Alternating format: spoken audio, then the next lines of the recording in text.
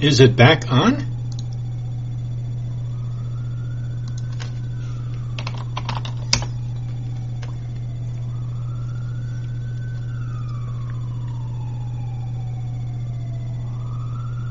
Huh, that was strange.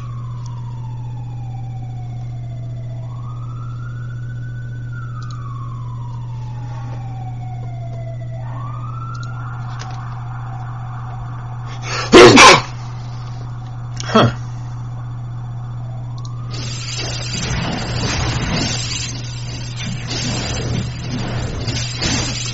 Like my camera died.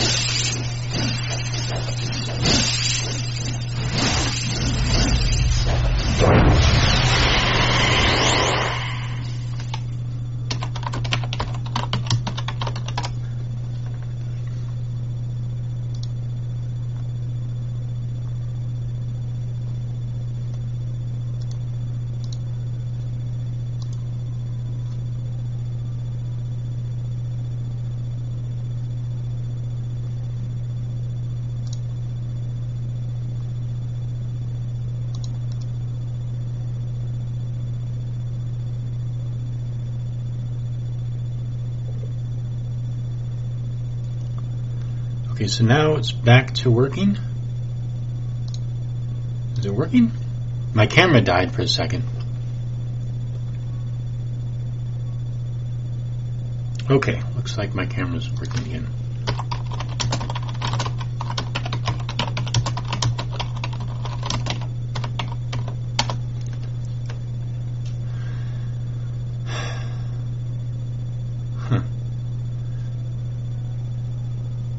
Alright, well this is strange.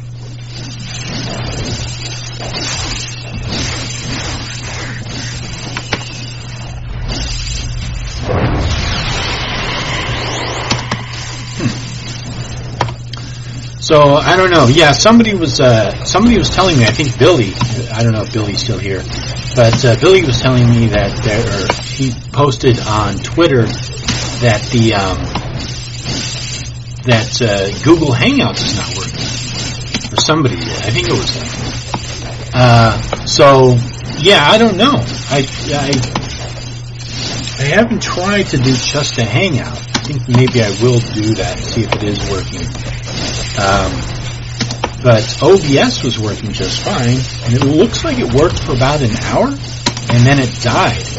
So I don't know if maybe YouTube is trying to limit the amount of time that people do Google Hangouts. I don't know if that's a possibility. Because I know some people were like doing 24-hour streams, 6-hour streams, 8-hour streams. So they may have had to put a limit on the amount that people stream. Because it's probably just too much on the system. It's probably just too difficult. Let me see. All right. Who's still? Animus. Hey, Animus. Seeing here, you guys. Okay. I heard from my astronomy channels that Google Hangouts was getting canceled. Don't know any. Okay. Don't know any follow-ups, huh? Yeah. Okay. Well, that's interesting.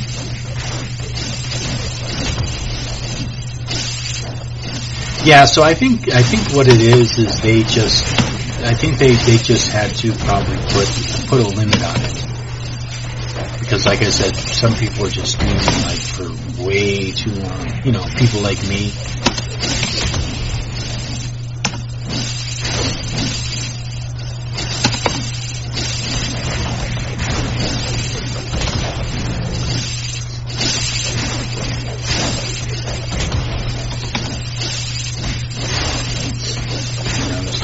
Now there's 3 people here. Yeah, I don't usually. This was like an unannounced stream.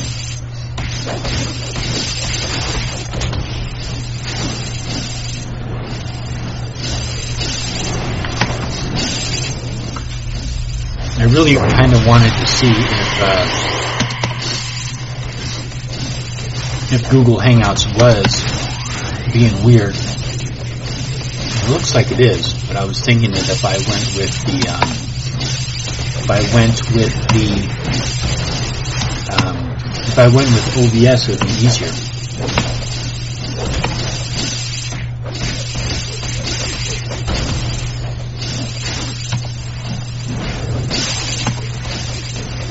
Oh, by the way, I tried getting onto superheroes, but it looks like there's only a PC version. Oh, okay, yeah, I see. Yeah. Yeah, okay, so there's probably only a PC version. Yeah, you might look around, you might do a search. There might be a way to do it on Mac. There might be somebody who's created something for that.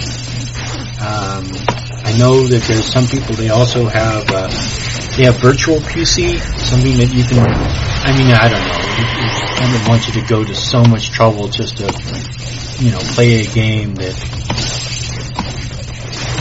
just seems like a lot of trouble just to play a game. But if that's something you're interested in, that's a possibility. Because especially the Mac, that's the biggest problem with Mac, is that they're always having problems with, there's so much stuff out there for the PC, and people who own Macs, they don't have access to all that. So a lot of people create workarounds, so you might find something like that interesting. Let's see, someday I'll just get a PC for gaming only and keep it in my work. Yeah, it's not a bad idea. Macs are great for work because they're just reliable. They're going to work. Obviously they do crash every so often, but I don't think as much PCs. At least now since they put it onto the Unix architecture, with after the release of Mac OS X, which was crap, but that's what they needed to do early on. Because I learned on Macs when I was going to art school. That's what we used, was Macs. We also used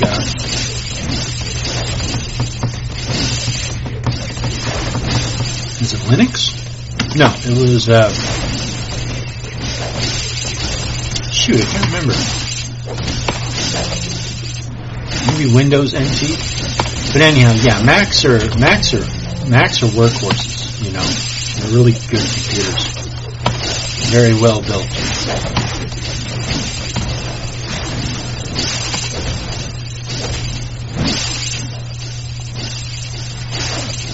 I think when they in the computer department that was at my school, they were using programs such as Lightwave, Studio 3D Max, Maya, and these programs, I believe, were run on Windows NT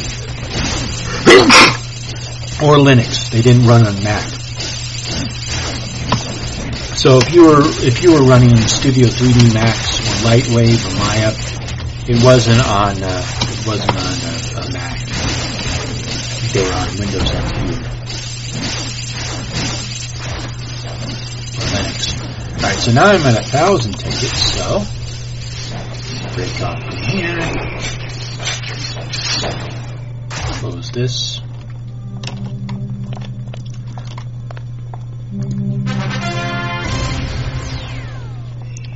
Ooh, 4 people watching now. Ooh, so much pressure.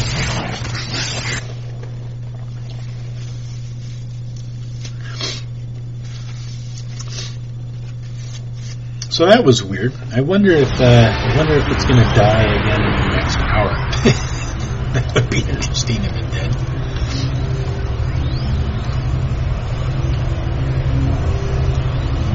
All right, so now I'm just going to quit this mission.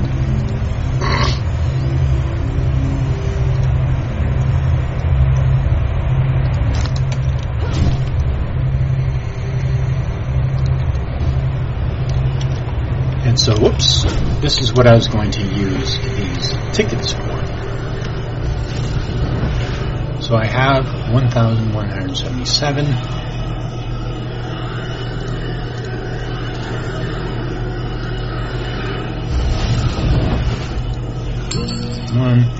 So I spend these tickets and I get recipes. Oops.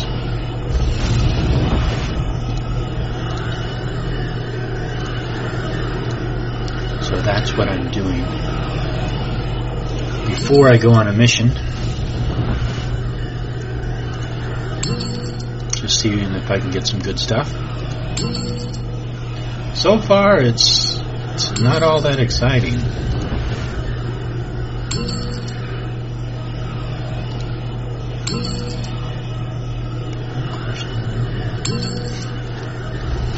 Oh, reactive armor, that's a good one.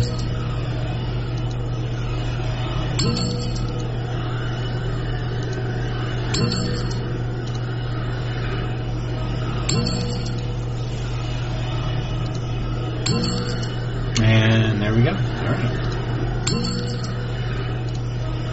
So I got some recipes. These are all the recipes that I got. So that was fun. So now I can actually run a mission. I just did that for some fun.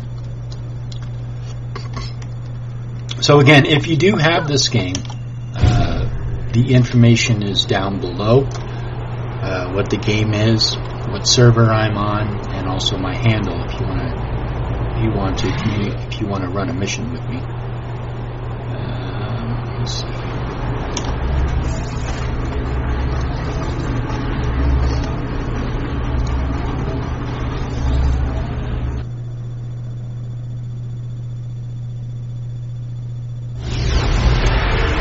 People are still playing. Let me see.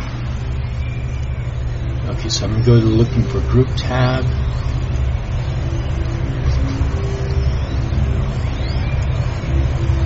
Fall of the Clockwork King snaps. I think I'll switch characters and run that. I think that's what I'll do. So I'm going to quit this character and play another one.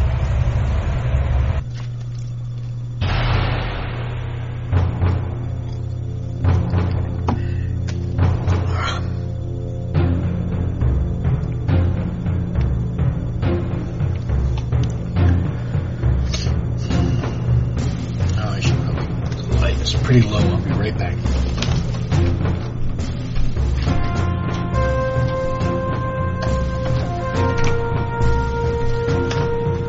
There we go. It'll help.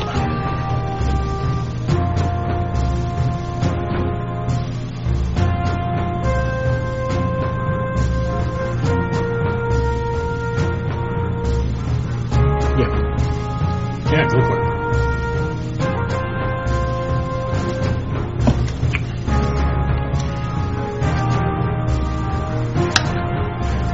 Too much.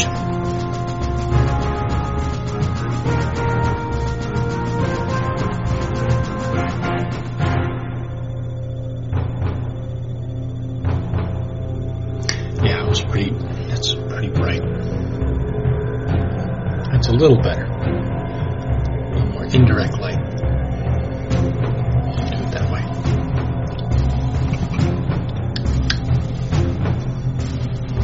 It should be a little softer. I don't exactly have the greatest lighting set up here.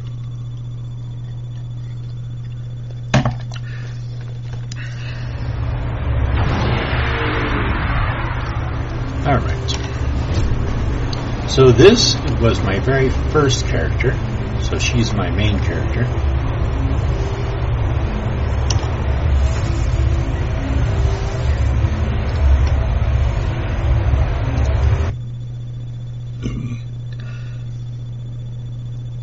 Not much of a delay.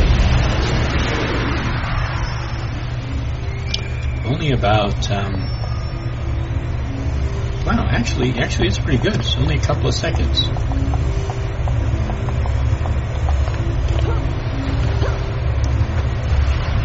Let's see. Oops. 1,000, 2, 1,000, 3, 1,000.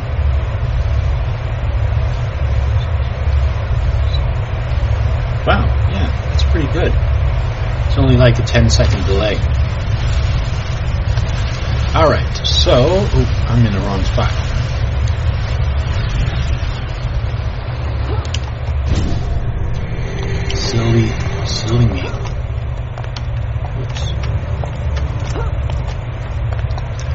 Game's a little laggy.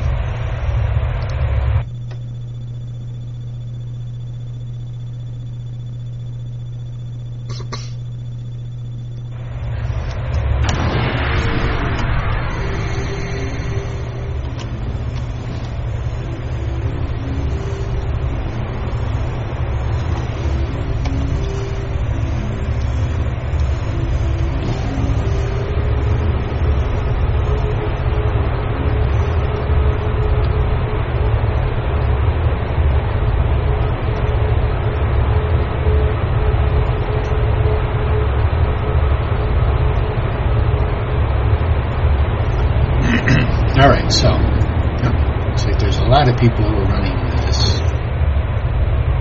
this particular mission.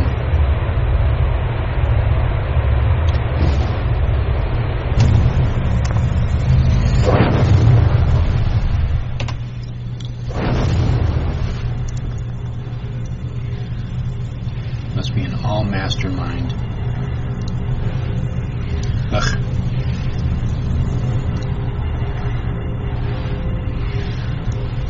What am I set it? Okay, good.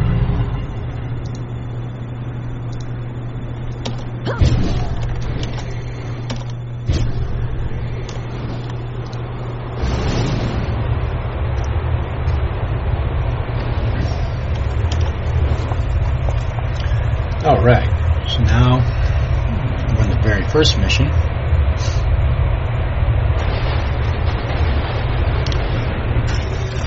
Well, that's pretty good that it's only like a 10-second delay. Usually the delay is like 20 seconds or 30 seconds, so it's pretty good. I was having some problems with my internet earlier, so looks like it's been resolved. So that's what I thought earlier when I did the first stream.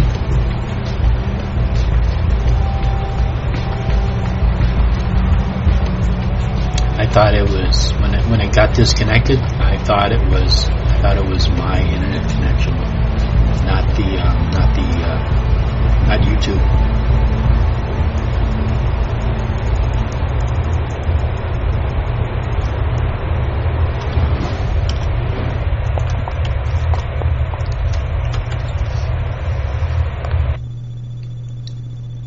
So I'm running every week they have a task force.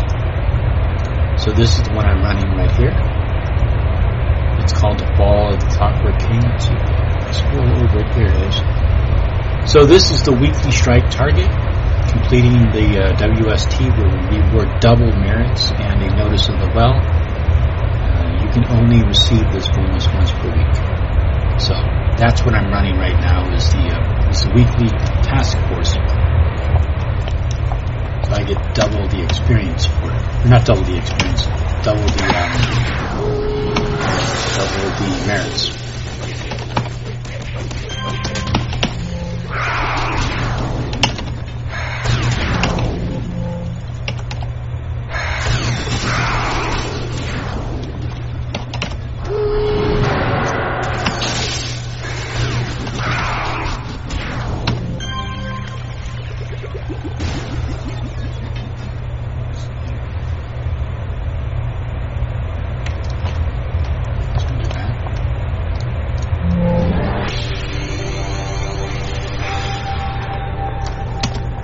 Take out all these guys.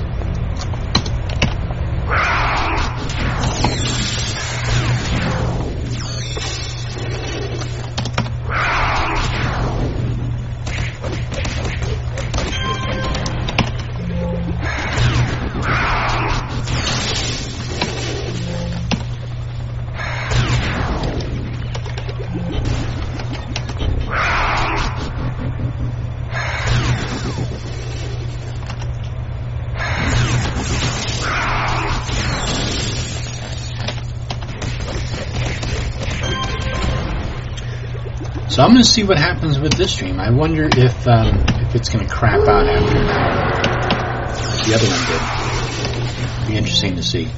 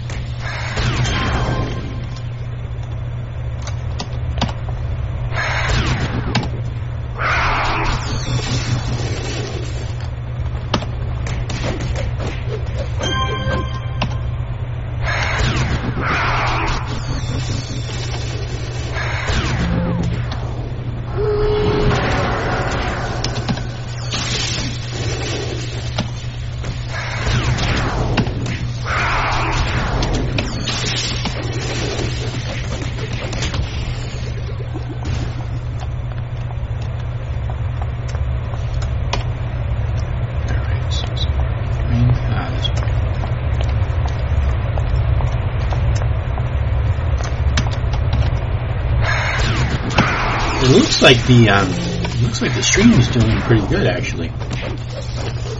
So that's good.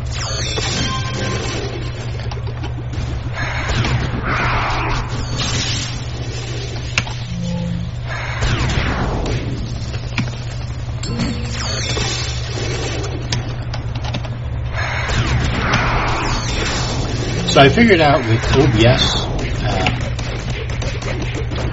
when you're streaming, is you bring it down to the lowest bit rate, I think, which is 300, and then from there you slowly increase it. So like I started out at 300, and I'm up to 1800, which still seems pretty smooth, and then the graphics are pretty good on your end. Because originally when I made this, when I did City of Heroes through OBS, the video quality was crap.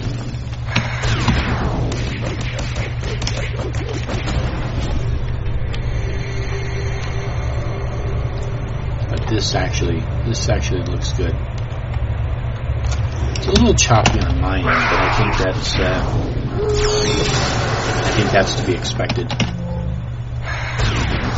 Definitely a lot better than it was.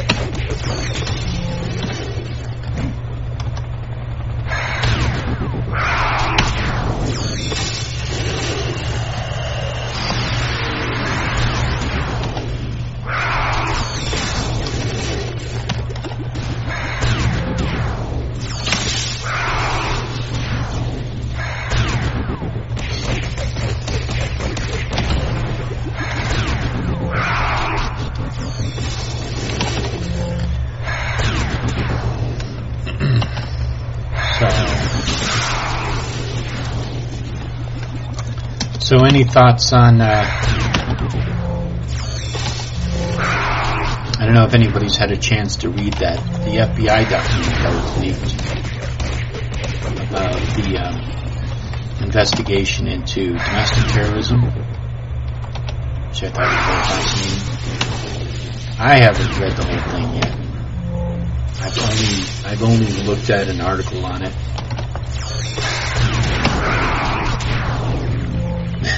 Coffee, chocolate, and beer. That's it's an interesting combination. It sounds like a good combination. So yeah, so I'm gonna have to. I don't know how much of it was leaked, or even how it was leaked. But it's interesting to see how they determine what is, like, for example, what is a mass shooting? If people are killed in a Walmart by a guy with a gun, is that mass shooting? Is that a domestic terrorism? What happens when gangbangers in an inner city kill 5 or 6 people? Is that considered a mass shooting?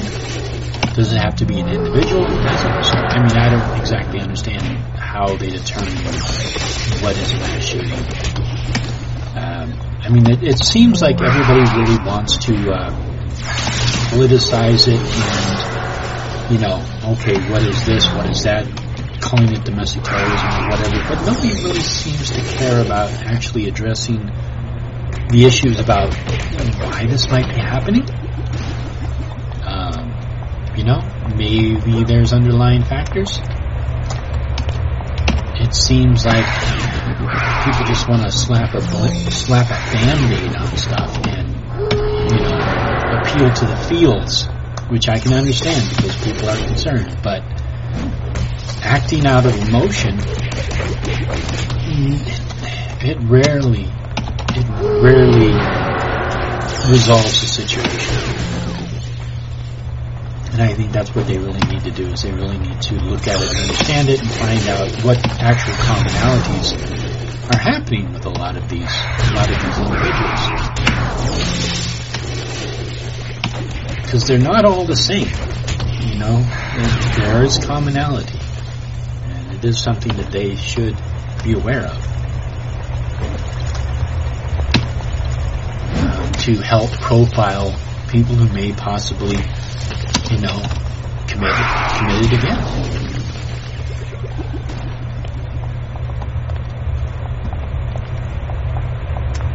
Instead, they want to focus on the instruments that they use to carry out their attacks. Which, with Timothy McVeigh, we know is they could build explosives, knife attacks, truck attacks.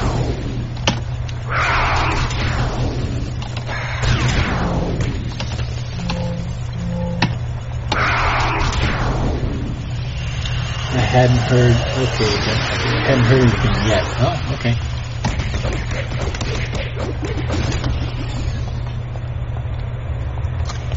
Yeah, I'm sure if you do a Google search, you'll probably find it. But I have a very hard time. I think that there's 90% of the articles that's out there on either side of the political spectrum are crap. I mean, there's really a small percentage of people in the media who I think are unbiased and actually giving accurate information. The rest of the people, they're honestly they're sharing their opinion. And there's just so much stuff out there that it's really, sometimes it can be really difficult. That's why I try to go to the source to solve these, or not solve, but to get an understanding of what's actually going on. A lot of it seems to have to do with what the media outlets have in their political agenda, not addressing national problems. Yeah, exactly. I agree with you. Yeah, I agree with you. And I think it is a concern,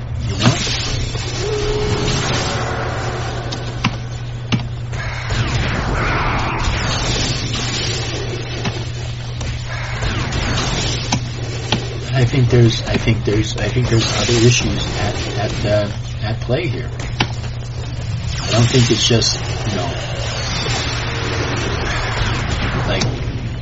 the information that I understand about for example, the El Paso shooter. He left a manifesto, which I don't know. I mean, he's still alive, so they were able to question him. But his manifesto seemed very, very bizarre, and it didn't actually align him politically. And he actually specifically said that the media would try to frame his attack, because apparently he didn't think he was going to survive it. He didn't think that, or he wanted to clarify that he was not a supporter of Trump, and the media was probably going to try and twist it as if he was. And that's specifically what he said in his manifesto. And he spoke about environmental issues. There was a lot of, he seemed kind of middle, he didn't seem like he was on the left or the right. He seemed very center. He seemed like a very centrist person. And then we had the Dayton, Ohio shooter, which was, he was a big supporter of Elizabeth Warren. He mentioned the same talking points that Alexandria Cortez was mentioning about the concentration camps, which are actually detention centers. And he also was a member of the Antifa. And all these things, if you look at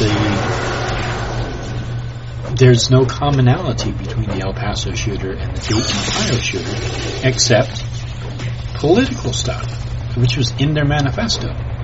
So they weren't driven by hate. They weren't driven by, extremist ideology. They were driven by what's being said in the media. So the media needs to understand, because they're talking about video games are causing violence, this is causing violence, and that's causing violence. What about the media? What about the media that keeps making up these bullshit lies? I'm thinking that has a little bit of an influence on people who are already over the edge. It's cool you like video games. What console is this for? This is for PC, Bookworm. Are you going to do more Bill S. videos? I don't think I am going to be doing more Bill S. videos. I'm kind of done with him. I don't know what more I could say about Bill Schnoebelen, There's other stuff out there I feel is more pressing. I think that Bill Schnoebelen's been exposed. People know that he's full of shit.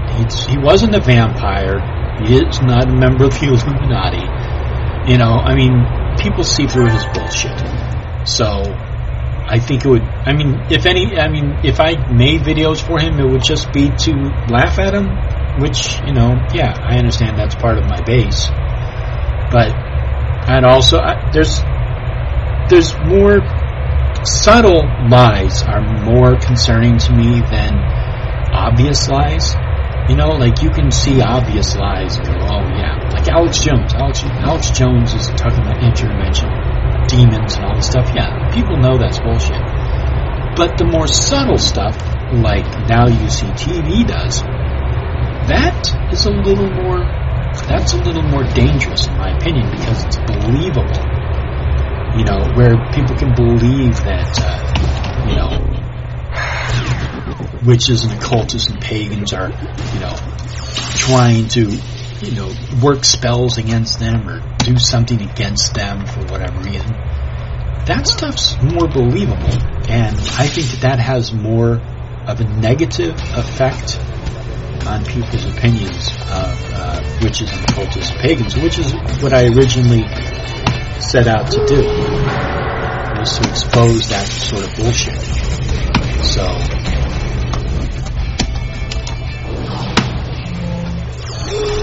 So anyhow, that was a very long answer to your question, so sorry. But yeah, I'm not going to be doing videos on this year. Not unless something really unusual happens or somebody pays me some money to do it.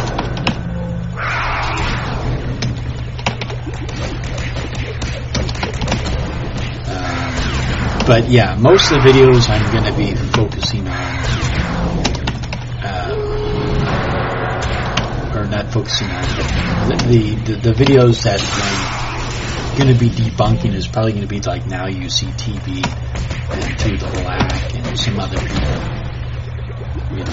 Stuff is a little more subtle and not quite so overtly bullshit.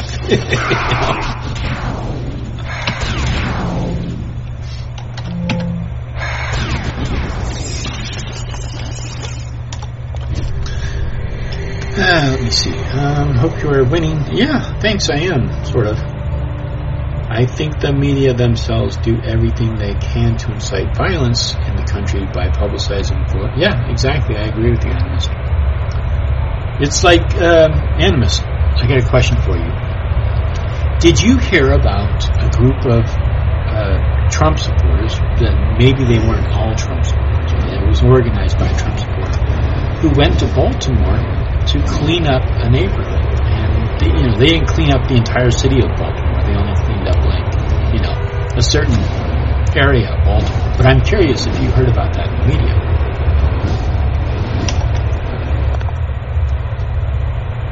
So I'll just wait for a response from you. It just goes to prove that the media doesn't. I mean, that's a fantastic thing that happened. I think we need more people to build bridges between this ever-increasing divide that we have between, at this point, white people and all people of color, which is not an accurate reflection of our society. We've come a very long way in fighting discrimination and racism, and it's like the media just completely ignores that. And it's really disgusting, because we've made great strides. We need to recognize that. Let me see. I want to see more of that Mary Lou Lake lady. And I heard that Bill came out and said the vampire thing was fake to make his story sound more exciting. Yeah. Well, I'd love to see that, Bookworm. If you can send me a link to that, I'd love to see that. Because to the best of my knowledge, he's never openly admitted that he's full of shit. for anything that he's ever said. But if he does, that's good. I'd like to spread that information.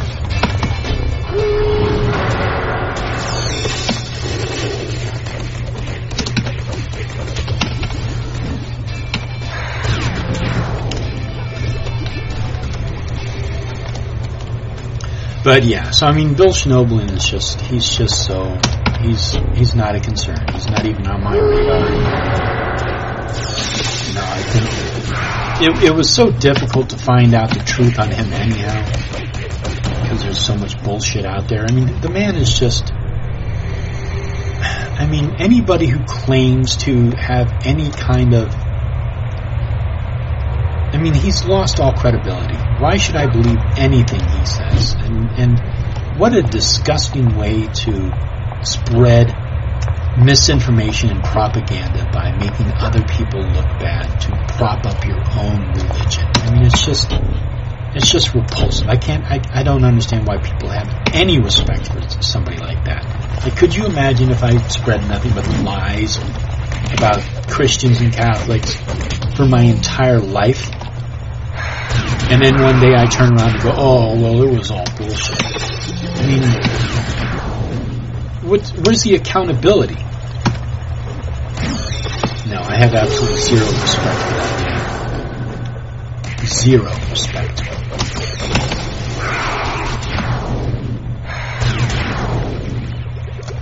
I mean, of all the people who I have done videos on, you know, Thomas Dunn, Alex Jones, Bill Schnoebelen, David Carrico, John Pounders, all of those people, none of them I would make up lies about. None. Absolutely none. I would not make up lies about them or spread false rumors or try to disparage their religion by making up bullshit claims. Because I just consider that to be low. And it could be easily debunked. They could easily expose me for it.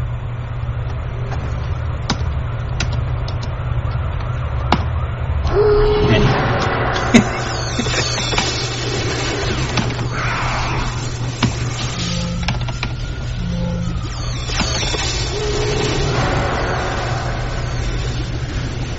I want to see more of that. Okay.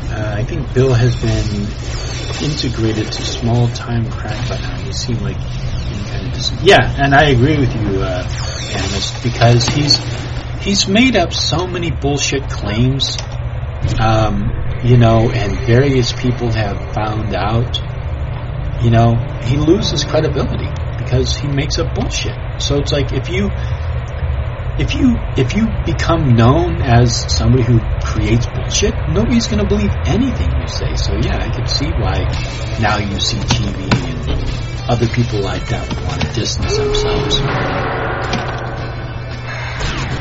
But they got David Carrico on. David Carrico, in my opinion, is much more dangerous because what he does is he'll take actual quotes from various authors, different time periods and different practices, but regardless, and he will manipulate them and take them out of context to make it appear as if they're saying or doing something other than what they actually are doing. So he's, in my opinion, he's more dangerous than somebody like Bill Schnoebelen.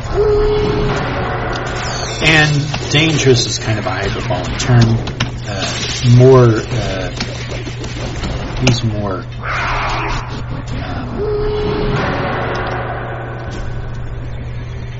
what's a good term for it? He's more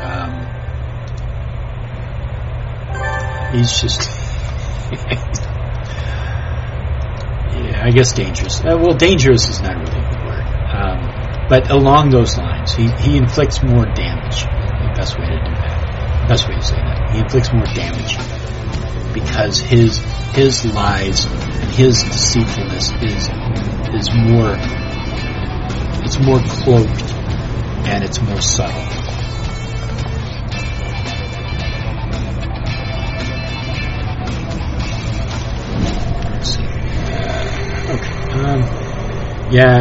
Carrico's cherry-picking smear tactics are dangerous because he'll take it to the next level. Yeah, exactly. And he does. He uses quotes, but he doesn't,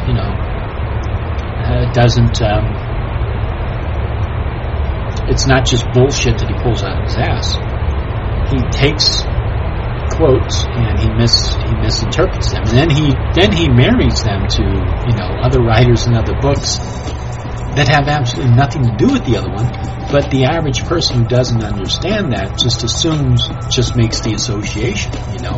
People fill in the gaps in their brains. So yeah, I agree with you, Animus.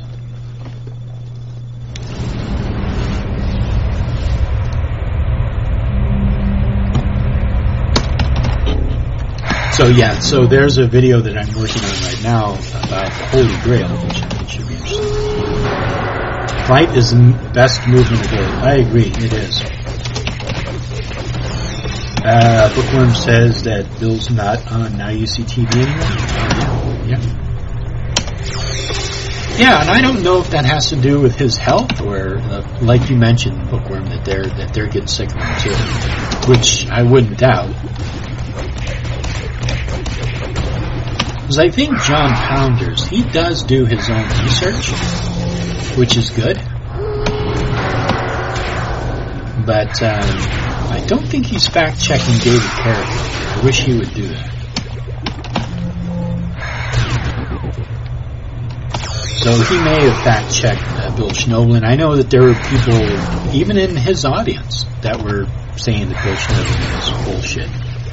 And, so he was exposed on his own side too. There was a lot of Christians who were like, this guy's full of shit. So,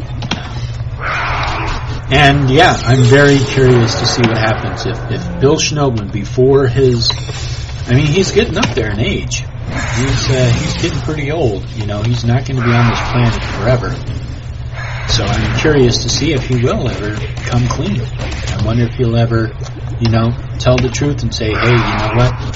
I said all this bullshit, and I wonder if he'll come clean before he leaves.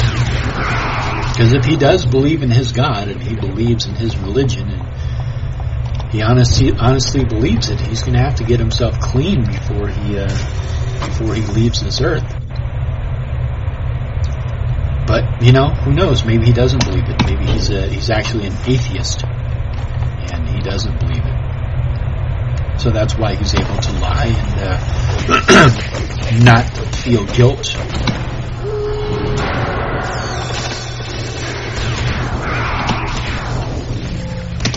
Or maybe he justifies it somehow, like, it's okay to make up lies about some people.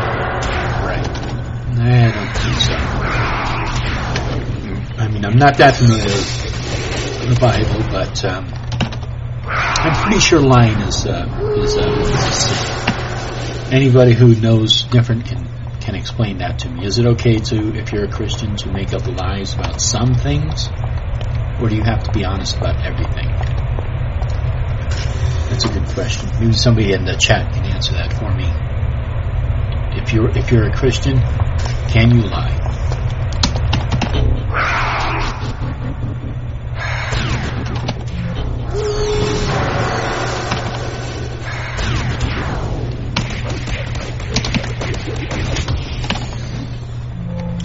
Hey, how's it going, King Pooh? Welcome. I'm just playing a game and interacting with chat. It's not too exciting.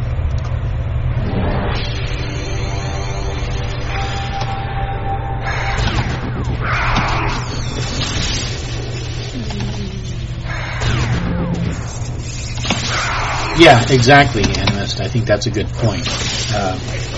Bill Schnoebelen was trying to make himself look cool, and yeah, David Carrico is actually trying to get people hurt. Yeah, exactly. I agree with you. That's why I think, if I had the choice, I would much rather expose David Carrico's lies than Bill Schnoebelen's.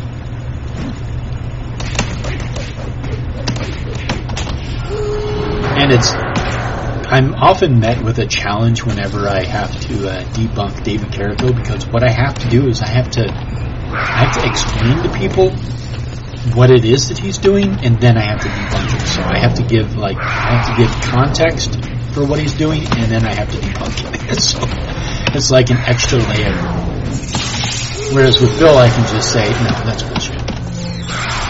And I can just, immediately just get the proof and people understand it.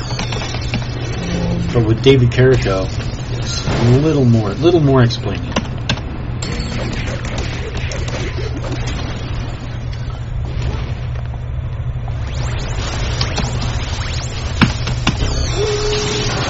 Lying isn't really addressed in the Bible except in the context of giving public or court testimony. Oh, that's interesting. Why would it only relate to court testimony? I thought bearing false witness was lying. That's the way I interpret it. So you're saying that Christians can get away with lying? Oh, okay. Well, that changes a great deal of my opinion of Christians today.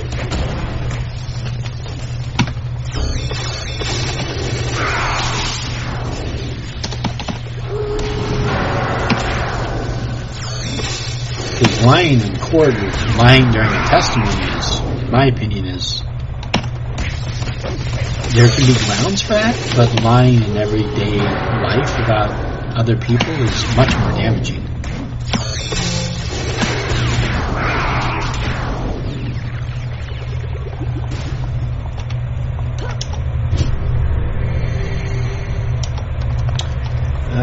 People using strategies to deceive the enemy or competitions were considered clever in that era.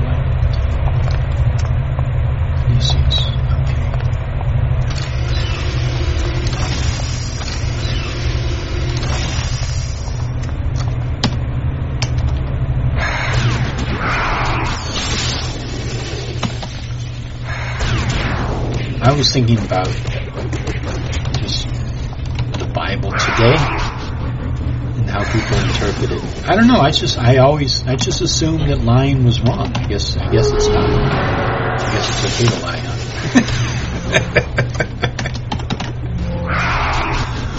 Or I should say, for a Christian, it's okay to lie. Okay. I didn't know that.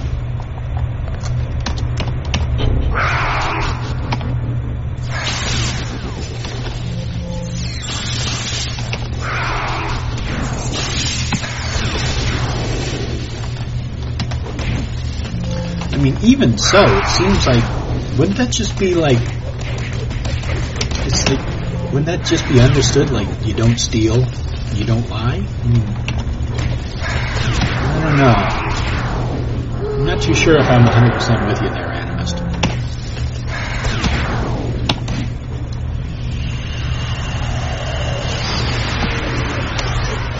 Or maybe I'm reading your comment wrong. Or maybe I misunderstand you.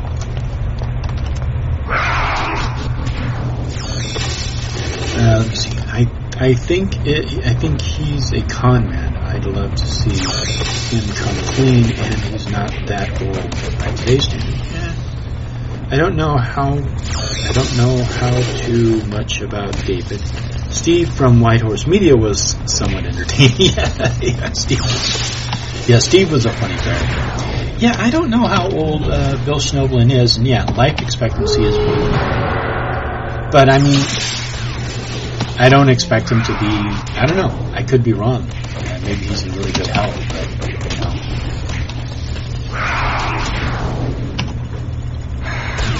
I definitely don't wish him any short life, but I'm just wondering if I am curious to see if he will actually come clean and tell the truth before it's too late. That's what I'm saying. I'm wondering if he believes, as he claims to believe, then I just assume that he'd want to come clean before he, moved on to the next life. It is what he believes. I'm just going by his belief.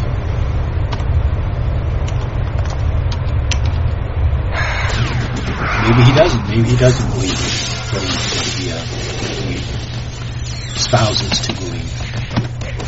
Maybe he's also just shilling them. Maybe he's trying to manipulate the Christian faith too.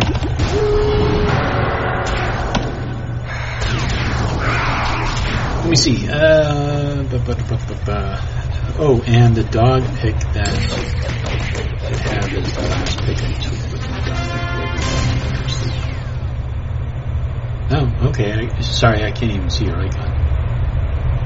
King Pooh, Bill is at least 70. Get that from his discussion about school. Oh, okay. Yeah, so he's 70. Yeah, so that's not too old.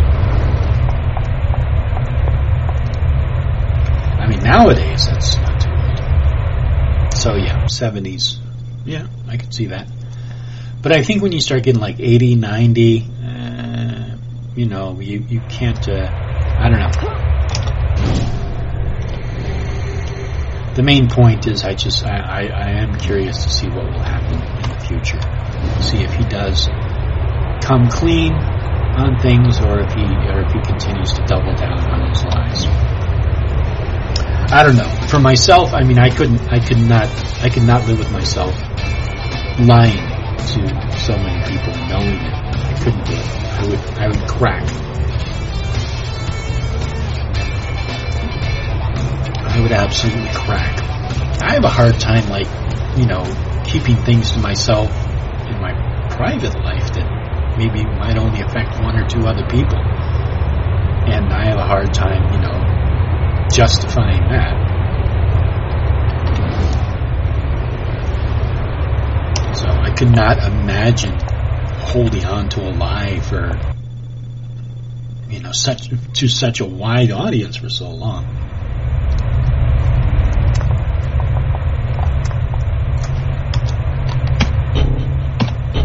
I couldn't do it. I definitely could not do it.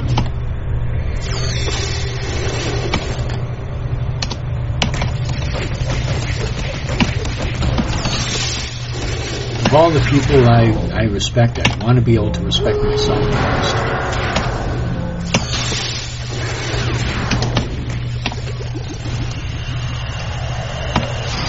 Let's see. Now it's not, but those that were in his coven said he was never a very healthy person. Yeah, he wasn't.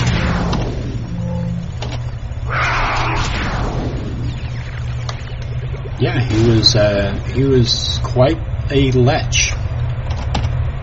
He was a drug addict. He was lecherous. He did some very bizarre things in whatever his belief was of magic, or whatever he thought he was practicing. Yeah.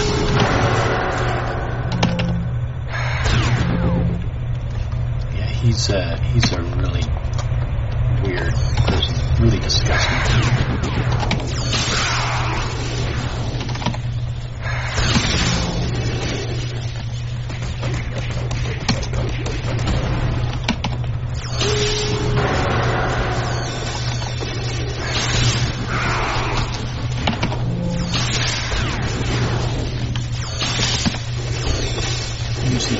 And the drugs. Yep. Oh, and the drugs. Yep, exactly. The drugs and his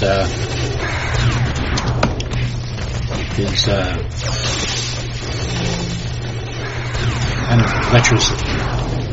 He was just really he was really weird.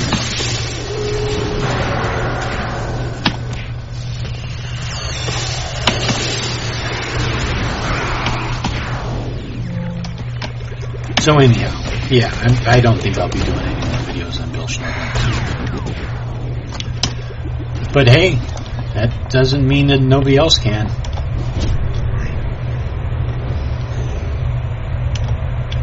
I kind of wish there was more people who debunked stuff like I do. But there's only one other person I know who goes around debunking stuff like I do. I don't know, maybe there's more, but I'm just not aware of them.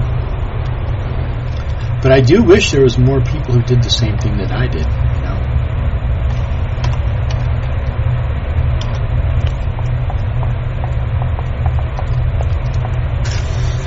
think it'd be good. He was just funny, I guess. Yeah, he was. Yeah, he's just an egotistical pervert.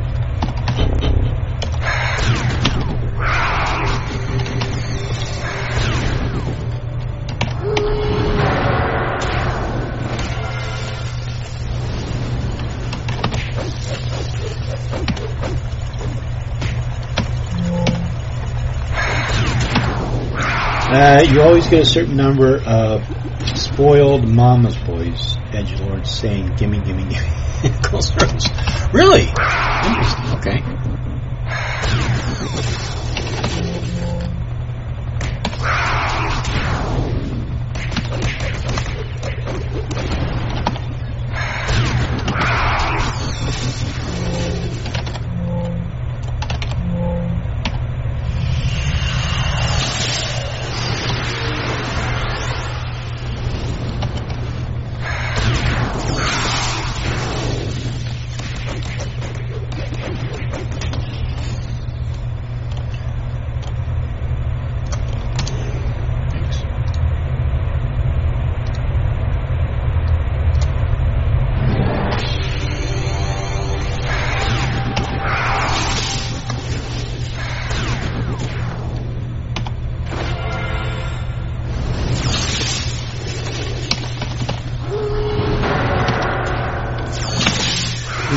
They spout some Crowley and treat it as an excuse to be a raging prick.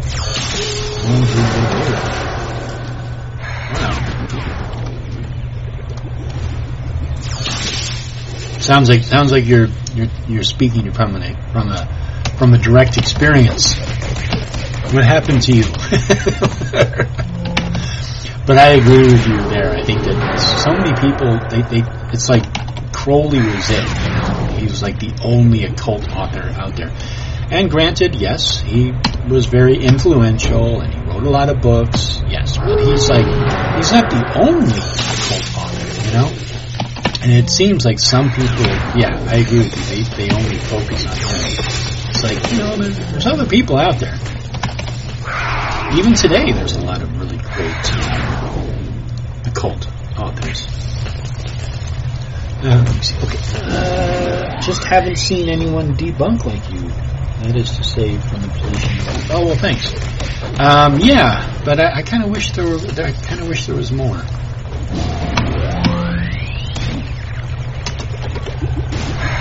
I mean, I'm going to be quite honest here. I've been having kind of a little bit of a pity party lately, because the anniversary of my channel is coming up on August 18th or August 29th, and I've been on YouTube for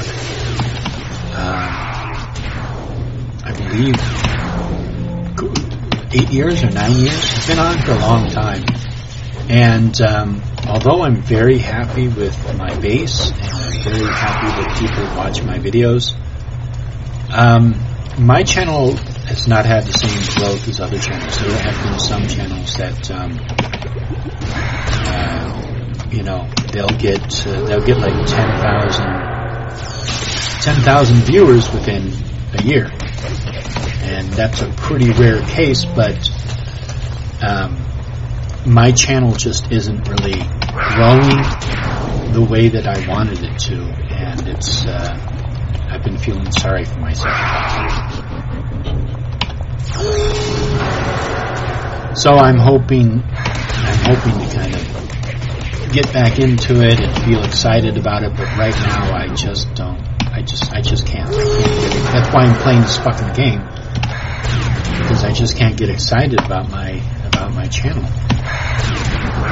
And it's not anyone's fault, you know. I'm not like trying to blame some amorphous glob out there. I'm just frustrated with the situation. I don't know if it's, you know, I don't know what it is. I don't know if it's the style or the, you know, if it's my voice, if it's the presentation. I don't know if there's stuff that I can do to improve my channel, to get more viewers. You know, part of it is ego. Yeah, I mean, everybody likes to have a big channel, but also it's exposure to the stuff that I address. It's stuff that I think that is important and needs to be addressed. Oops, dying here.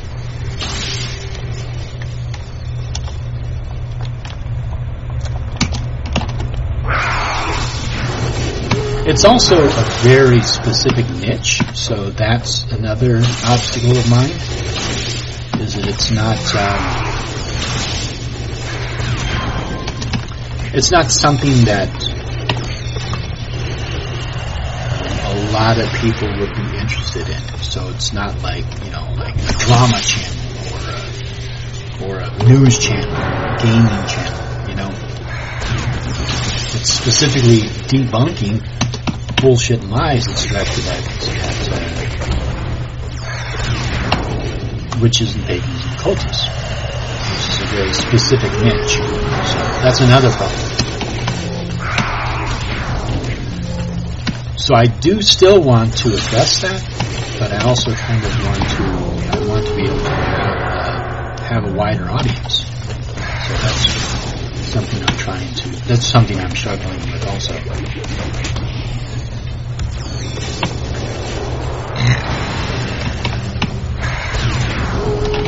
me see.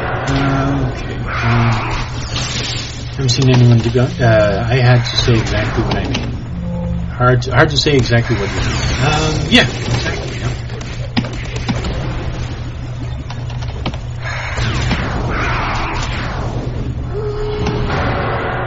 Yeah. But I don't want to dismiss the audience that I do have.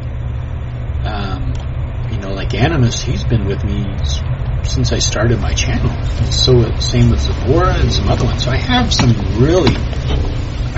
awesome people that watch my channel. I really enjoy that. And I definitely don't want to, I want to recognize the contributions that they have given me. I mean, like actual contributions. People who support me and they have supported me. I really appreciate that. So I don't want to poo-poo that. Not at all. I don't mean to do that. Because I greatly appreciate it. But I'm just frustrated with the situation of wanting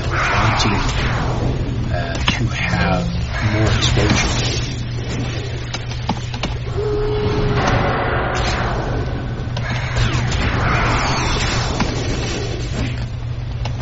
But I don't know. Maybe I'm hoping that.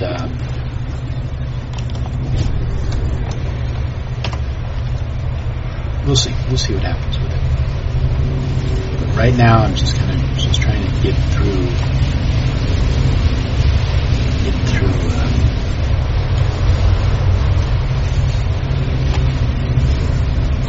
Where the hell am I?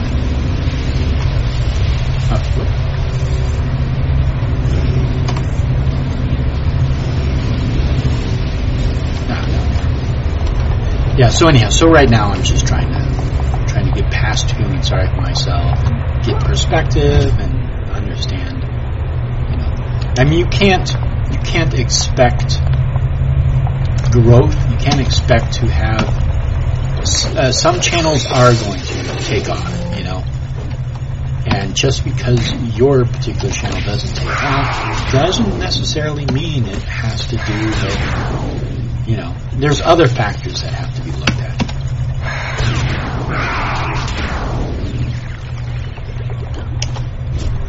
So I think that's what it is. Okay, so looks like I got rid of all these guys. So I should be done with this. Did I miss one?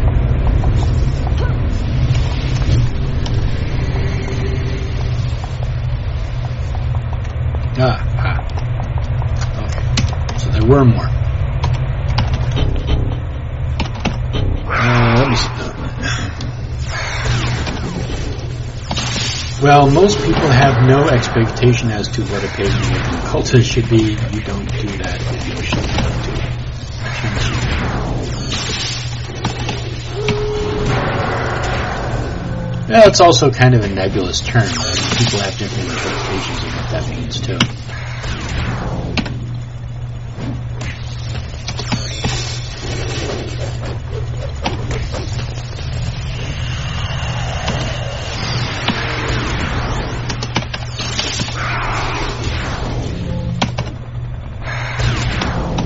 Yeah, and then there's also a part of me that just maybe my channel's just not good. You know what I mean? I mean, that sounds weird, but maybe it's just not good. Maybe my personality just isn't strong enough. Maybe I just don't engage people enough. Maybe my style is kind of, you know what I mean? There's other factors that might be affecting why my channel is growing the way it is. And I'm willing to accept that. I'm willing to look at that. I'm willing to, explore the options that it might just be me. It might just be, maybe I'm just not entertaining. Maybe,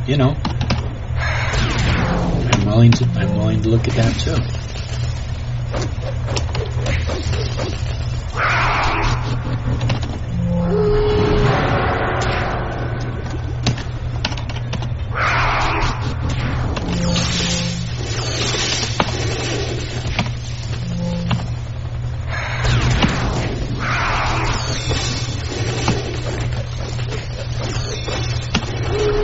I know when I record my audio, oftentimes I do it in one take.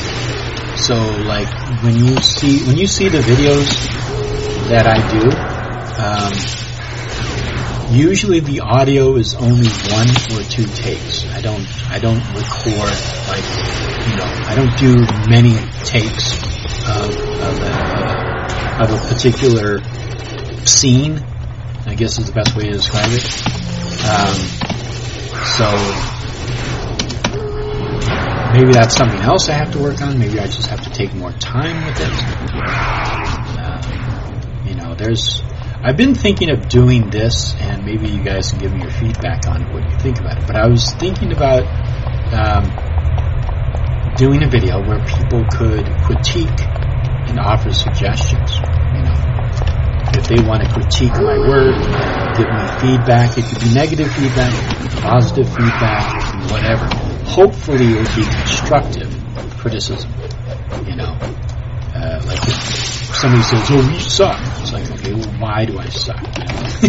Could you give me a little more information? And then I could use that to understand some areas where I can improve, and then other areas that are doing okay. Maybe, you know what I mean? Just kind of put my feelers out there and get an idea of what people think. What do they think?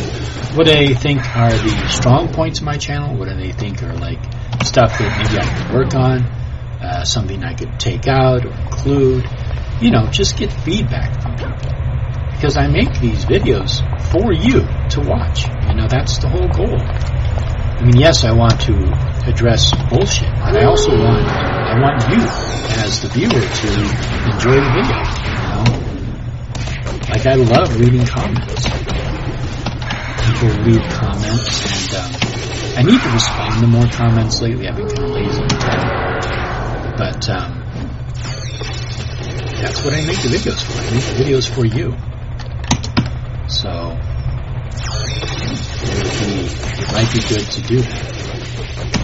Get some feedback on it. Anyhow, what do you think of that suggestion? Let me know. I had a friend watch one of your videos, and she said that the editing that you do is very good. Well, thanks. Thanks, Bookworm.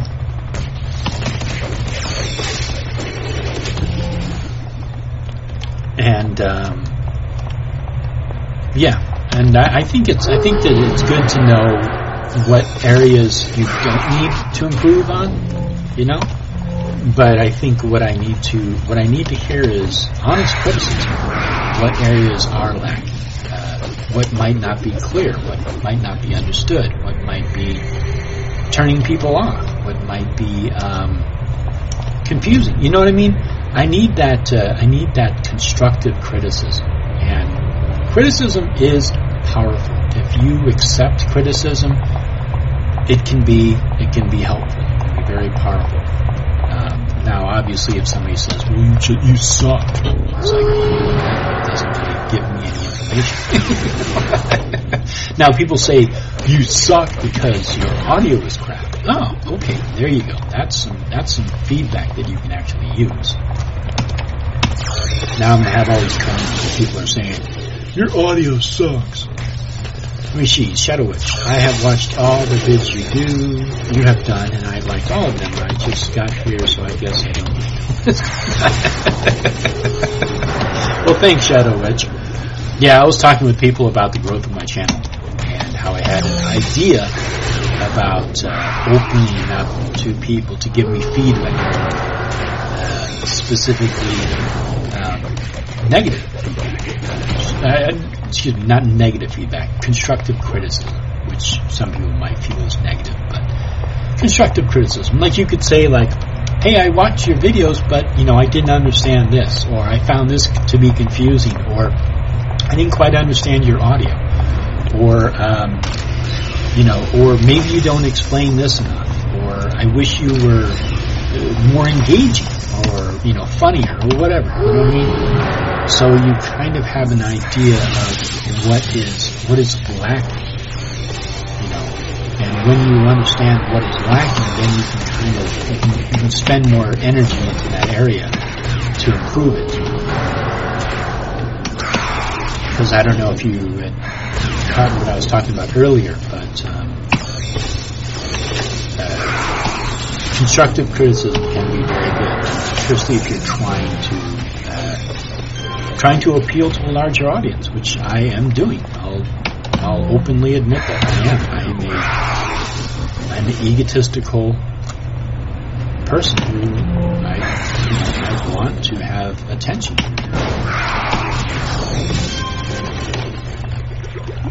And it's good to have that feedback.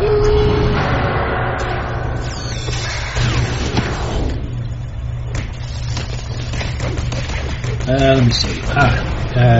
You could get a lot of comments from Christians telling you what you need to. Yeah, they're not shy about that. That's not a problem. But exactly, that's kind of like what I'm thinking of. Yeah, I already get kind of all kinds of suggestions from that.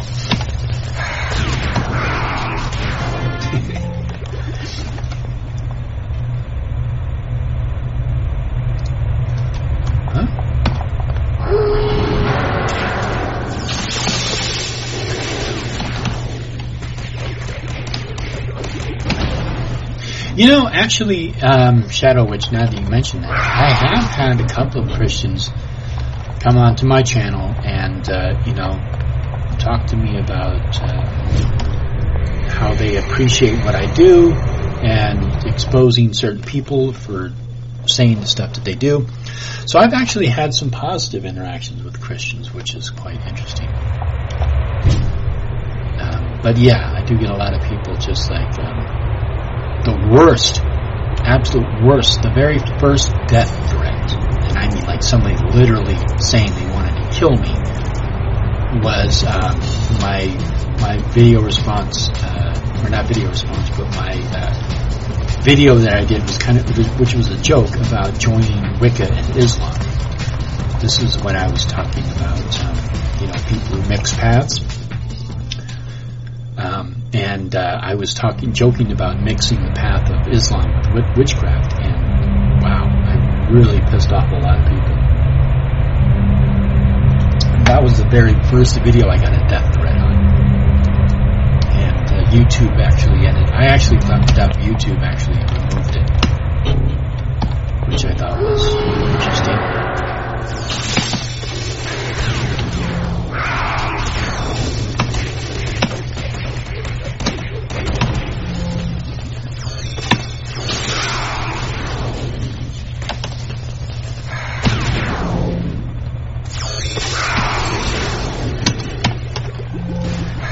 He was a Christian, can't remember his name. We also had the young guy who used to join the chat a few years ago. He was Christian. Can't remember his name. Oh yeah, Sniper Boy. Yeah, you're talking about Sniper Boy, right?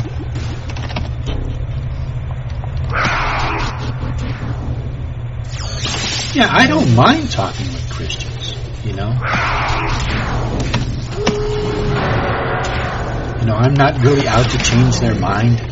I'm more interested in understanding why people believe the things that they believe or why they take the position that they take, you know. I always find that more fascinating than, you know, finding out, like,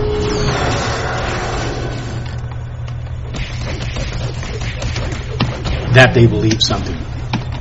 I'd much rather figure out, like, why do you believe that, you know? Yeah, that was, yeah, right, Sniper Boy.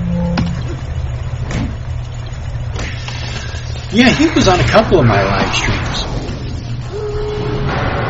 And, yeah, he was pretty nice.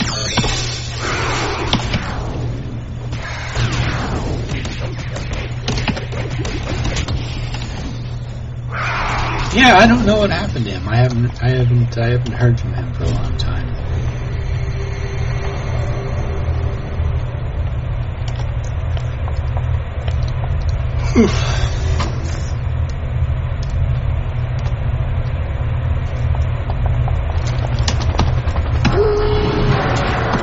I don't mind talking to them either. I just get tired of telling them I don't eat babies.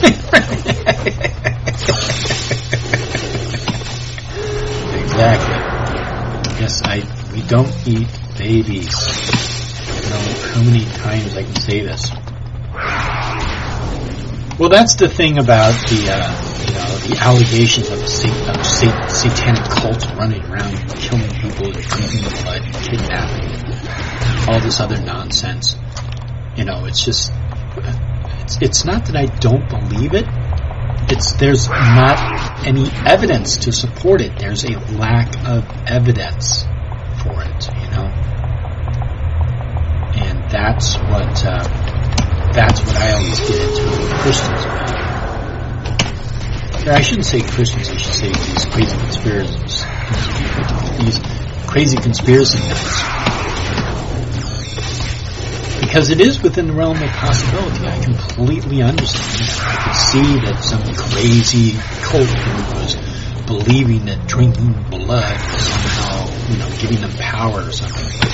But the evidence is not there. If it was there, that would be different. And so they'll say stuff like, well, what about, you know, Richard Ramirez or whatever. It's like, yes, those are fucking psychos. They're not an organized cult. Which is actually kind of like what they're doing in politics right now, is that they're saying like, oh, well, it's white nationalists. It's like, no, they're individuals. They're lone wolves. They're not part of an organized group. So I see a lot of parallels, and I think this is going to become very apparent, hopefully within the next couple of years.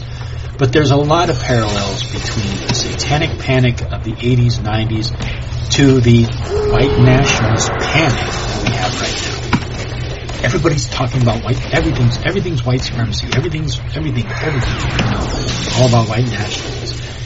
And if you're white and you're unconsciously racist somehow there's an unconscious, you know, this whole thing is a boogeyman. And it's just like the satanic panic. And I'm really waiting for people to wake up to that.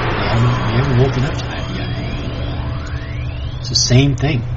Believing that there's some kind of a satanic cult running around doing things. And it's based on, you know, individual murderers who did actually do things like believing in Satan. But it wasn't an organized satanic cult. Same thing with, like, they talk about white supremacy. There may be people who are absolutely crazy and insane, you know, think that they're superior or whatever, but it's not. There's no increase. There's no growing concern. Or excuse me, not growing concern. There's no growing. It's just not as prevalent as they believe it is. You're giving them way too much credit, let's put it that way. And there's racist people on all sides. Racism is not just limited to people who have pale skin. If you believe that, you're an idiot. And you haven't lived in an inner city. I experienced, not racism towards me, but I experienced racism in elementary school. It was blacks against Chinese. A lot of racism.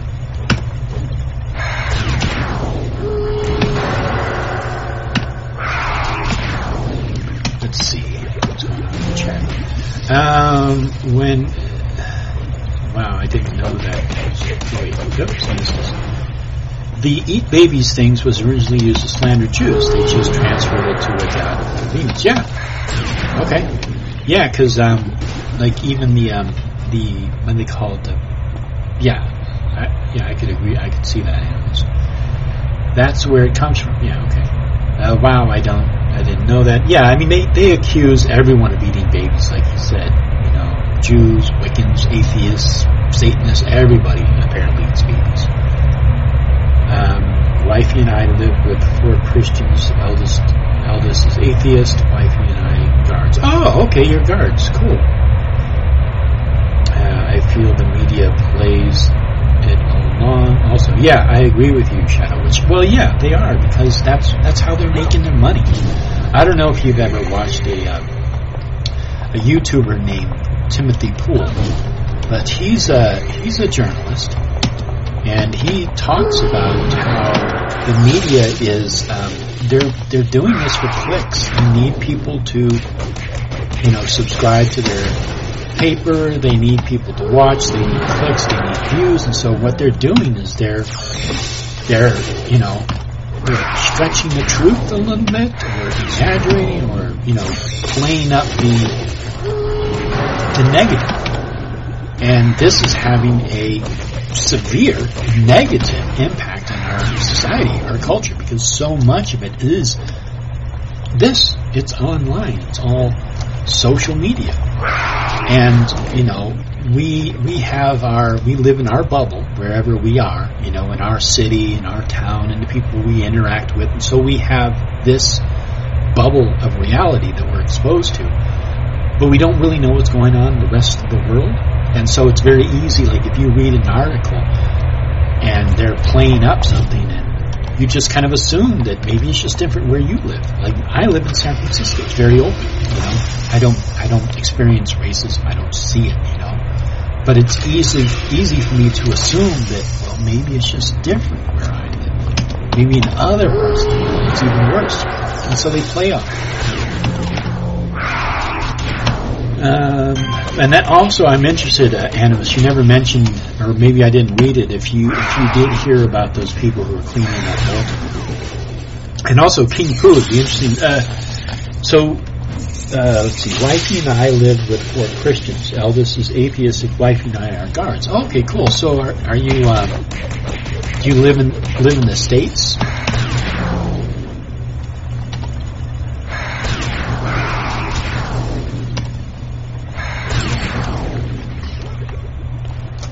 Because I find that Gardnerians in the United States it's a little different than in the UK. It's one thing I've definitely noticed.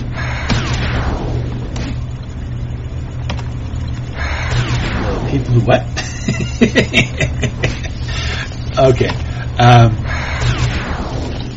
If you do a Google search and type in Trump supporters clean up Baltimore neighborhood, you should see something come up.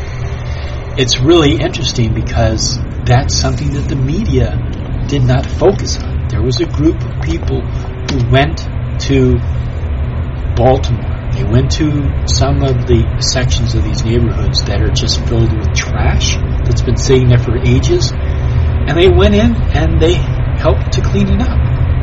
And they got a lot of negative press for it, but they got positive press for it. And it's like the media completely ignored that. And, it's like the same thing, They only sell stuff that angers people that they know are going to get clicks. They don't really talk about some of the good stuff that happens. And I think we need that. We need examples of good stuff that happens. Good things happen. People do nice things. People aren't out to kill everybody. So anyhow, I was just curious if you had heard about that, because I feel like they're not talking about it, And I wish they would. Let me see. Okay, let me see. Is the media plays along other people? What? I live in Kentucky, so... Oh, okay, yeah, okay. Kentucky, okay. Oh, okay, so I assume... Okay, so... I'm assuming you're probably... Gardnerians in Kentucky. Game noises are loud. Oh, okay. Oh, okay, sorry about that. Game noises are loud.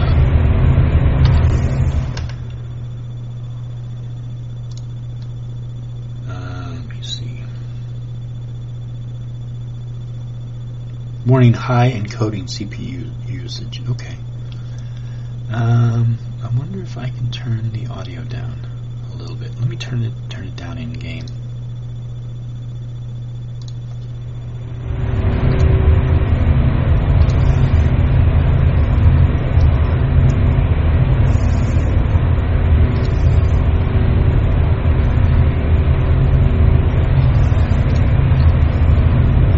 It's an audio.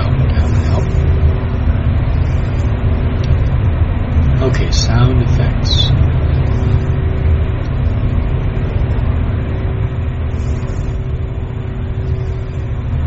I'll turn it down to 10%. How's that?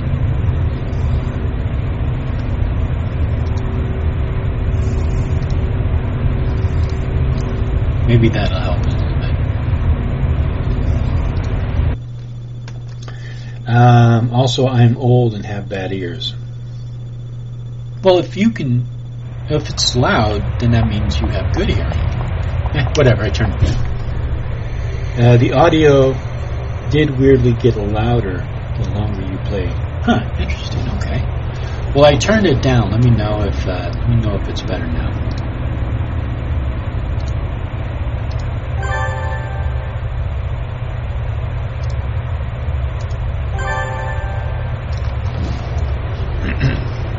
So I turned down the audio. Hopefully that's a little better. The audio did... So, okay. So you're... Oh, good. Yes, I'm a Gardnerian of the California line. So...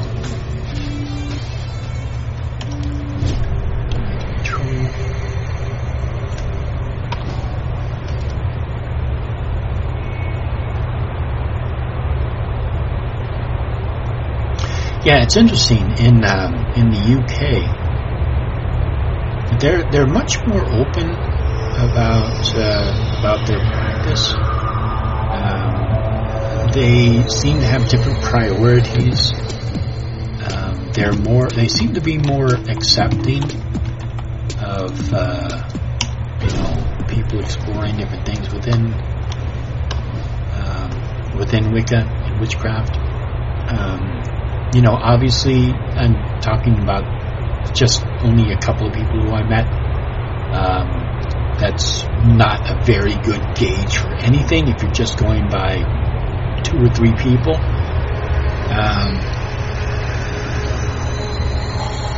And also, I think the culture in the UK is a little different, too, than in America. Sounds better to you? Okay, good. We are from the Jersey... okay, from the Jersey line. All right. I feel like a peasant. I'm not looking. I feel like a peasant.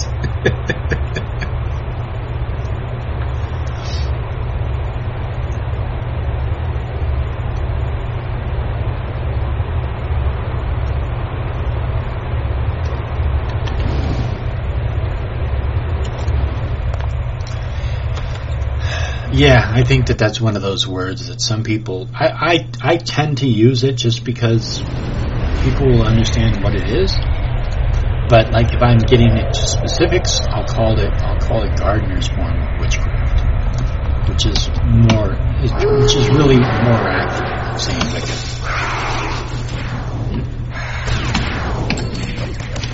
And I think the term has been used so much that people just kind of naturally, when they hear the word, they're automatically repulsed by it. I'm not. I mean, I understand how it grew in popularity, but if I was going to do a video on Gardner and his form of witchcraft, I would call it Gardner's form of witchcraft, which it is. Doesn't mean it's the only kind of witchcraft, but it is Gardner's form. And I say Gardner's just because, don't know exactly, the origins of the New Forest Coven that he was supposedly initiated into. That's as far back as I'm aware that we can trace it. I know that Philip Heselton has looked into it and tried to verify the other members of the New Forest Coven. I think he's investigated that, and it does seem like there are members that we can associate with the New Forest Coven. But how far back it goes, I don't think it goes all the way back to olden times. I don't know. Maybe it goes back to maybe 17th century, maybe 16th century at most. I don't know. But again, this is just speculation on my part. Let me see. Okay. We have had several Brits that are gathered. Oh yeah. Okay. Cool. Yeah. Okay, looked it up. Nice people since I've been along the east side of the country. It's a Gorham. It's awful trash heap. Yeah, over all the place, people seem to totally despise the environment. Yeah, they do. Yikes. Okay, I'm about to die here. Run away! Yeah, I died. I'm going to blame that on the chat. One of my favorite actors, Jenny Jones, said that a lot of people paraphrase, and that's a big problem. Yeah, paraphrase, make up lies, not give context. When started W? When was like Gardner was Superman or something? Was like Gardner was Superman or something? Oh yeah, you mean like people put too much stake in him? Yeah, I could see that. What the fuck? And further, because obviously this is so obviously a hit. But again, my one brain cell. This is not what I wanted to see.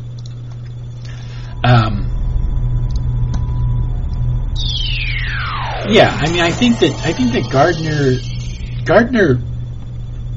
Gardner really did he got it in the forefront of the general public.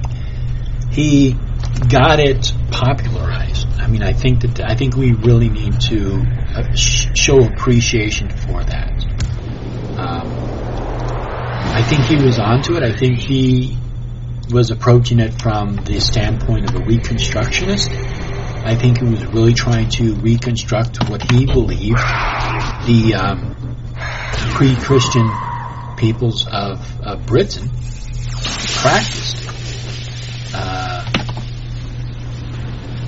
So I think that's what we should continue to do. I think that's something that Gardner's form of witchcraft, or the Gardnerian line, is kind of lacking at this point.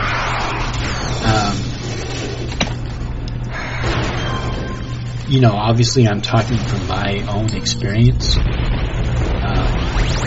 may be different for other groups, but I think it's important to continue research, which I think a lot of people in the 70s and early 80s did. I think there's a lot more information that came out.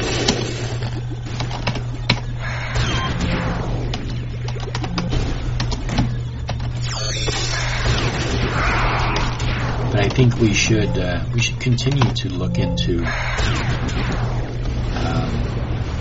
One of the strongest connections that I've found is the connection between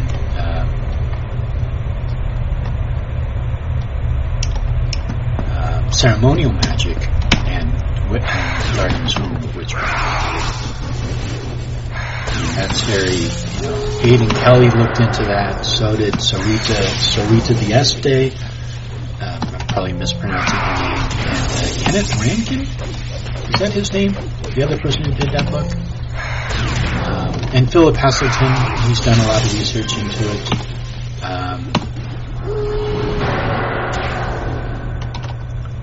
Who else is pretty good? Those are the only authors that are coming to my mind right now. There's one other person. Was it Kenneth Grant? There was another person who did some good research on Gardner.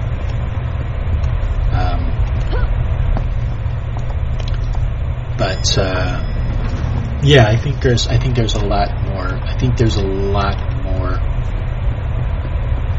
I think people are ready to dismiss Gardner. They kind of go, he made it up, and then they dismissed it. No, I think you're really shortchanging European witchcraft by just simply ignoring Gardner. I think there's benefits to it. I think that's important to do, but to just write them off completely is I think that's a big mistake. And also depends upon what people describe as witchcraft too, because I think a lot of people are taking it back to the medieval period, which I guess you could do that. And they're not necessarily looking at the pre-Christian roots of it. I don't know if that makes any sense. Let me see if I can start. Infallible, right? Oh yeah, and in the east side of the country, some factions of the Gardnerians were snobby as hell, but I think they got over themselves. Well, I think anybody can fall under that, Jeremy Irons, Tom. Okay, wrote that the first time. Okay.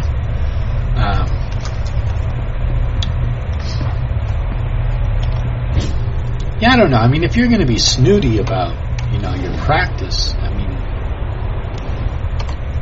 I think that correct me if I'm wrong, Animus, but I think that was kind of like something that maybe was in the 70s or 80s. I don't know if that's as prevalent today as it used to be. I think I know what you're talking about, because I experienced that early on.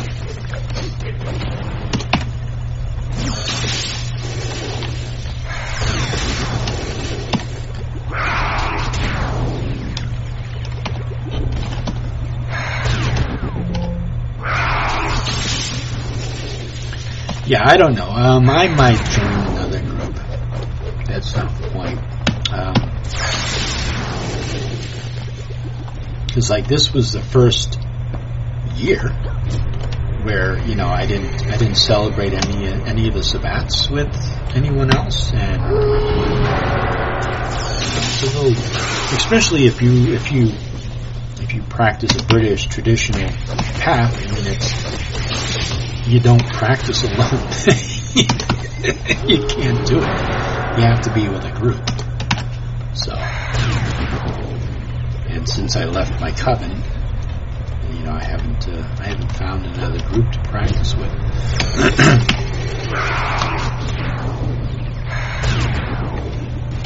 But maybe I will. Maybe I'll find another decent group. But I'm not actively searching right now. I'm hoping that, something will kind of happen. Or maybe it's just not time to seek out another group. That might be the case too.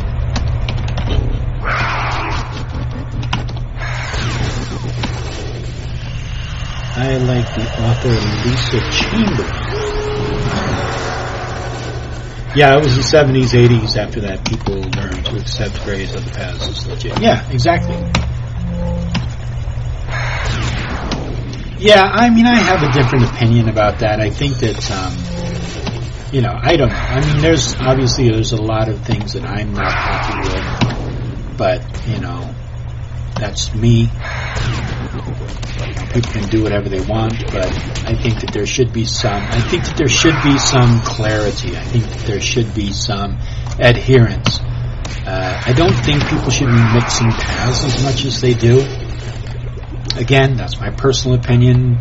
People can do whatever they want, but I feel it's disrespectful to both paths. I think it's detrimental to one's practice because it's not clearly defined.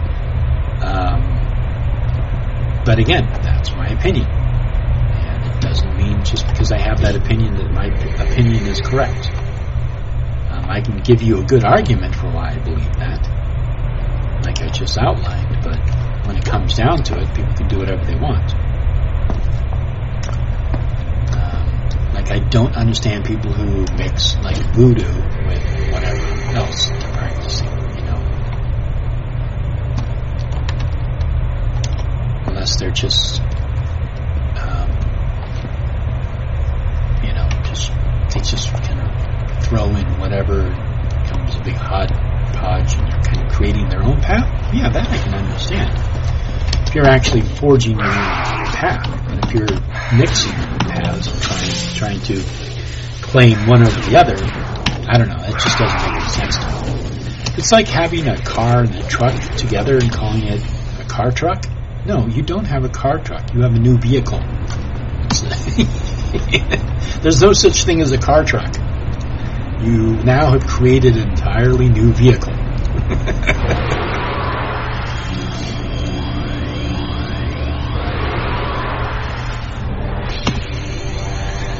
Let me see what else. What have I been missing here? Lisa Chamberlain. I'm not familiar with Lisa Chamberlain. Bookworm. Stephanie in Florida seems to be having a great time with the gardening group. Oh, good. Okay. And she would call bullshit if they were uncool. I don't know who that is. Animus. Are you talking about Stephanie from YouTube? Who's been in a hangout with us? Let me see. I'm trying to grow my channel, so I try to read this type of books. Okay. What do you do at Sabbaths? Don't know where. Sorry. El Camino, the car truck. You're right, exactly. El Camino, the car truck. Well, that's the thing, Bookworm, is it depends upon what the Sabbath is, and if you're with a coven, you celebrate the Sabbath with them, and obviously it depends upon what the Sabbath is and what it means, or what it means maybe even to your own coven. So that's how you practice with group. But even beyond just the Sabbaths, it's the way that British traditional Wicca is practiced that you need to have. You can't do it solo. I mean, you could do it solo, but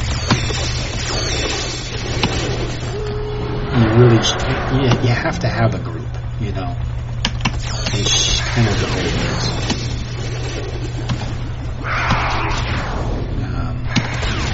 Because it's designed to, it's supposed to be coven based.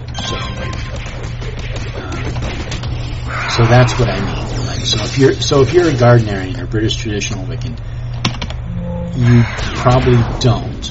You may have your own practice, your own personal practice, but chances are you're working with a group because that's how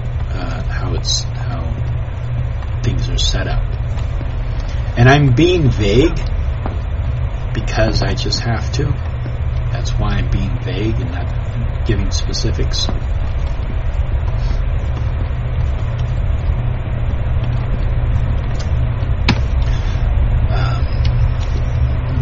The El Camino, the car truck, yes. Oh, okay, yes. Okay, cool. I didn't know that she was working with the gardeneering group. SKYWAY is apparently more conducive to solo practice. Oh, okay. Yeah, I can see that. That was Buckland's contribution.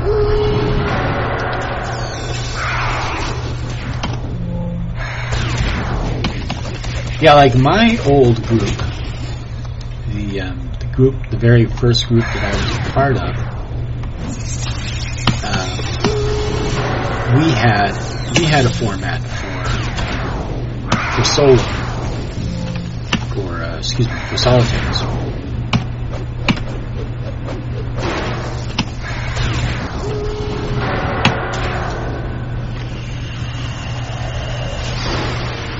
But I don't think that's common. I could be wrong.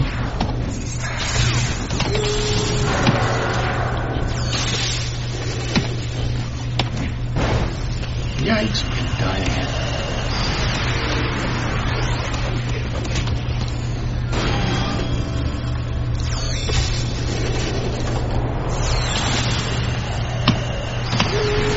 You see, Golden Toasty, hey, where are you from? How's it going, Golden Toasty? Welcome. Let me see. So I think the only...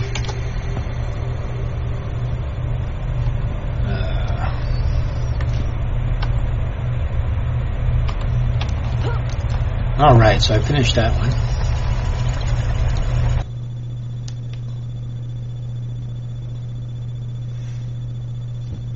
So I'm running the weekly task force. So I'm doing it solo. Let's see. So this is the Synapse Task Force. Run a patrol. I have to do another big patrol.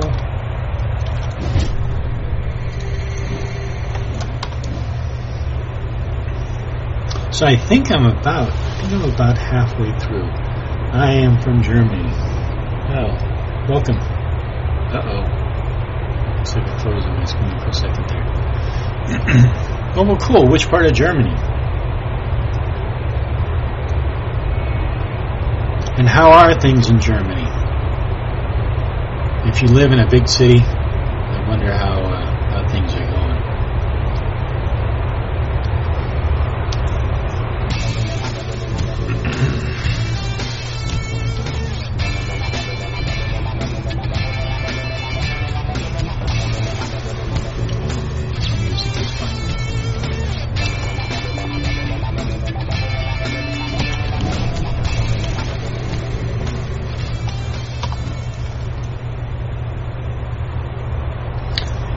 Would love to chat about Guardy stuff after we share proofs.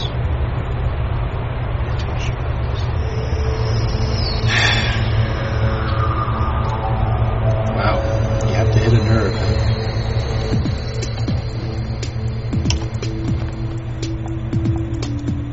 I'll tell you what. I was properly initiated by the god and goddess.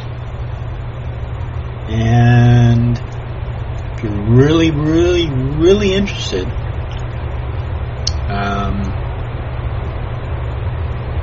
I'll send you I'll figure out how to do that. I haven't done that before. I know there's some process for it. But if you can't talk to me until I give you proof, that's fine. Whatever. I'll see what I can do about that.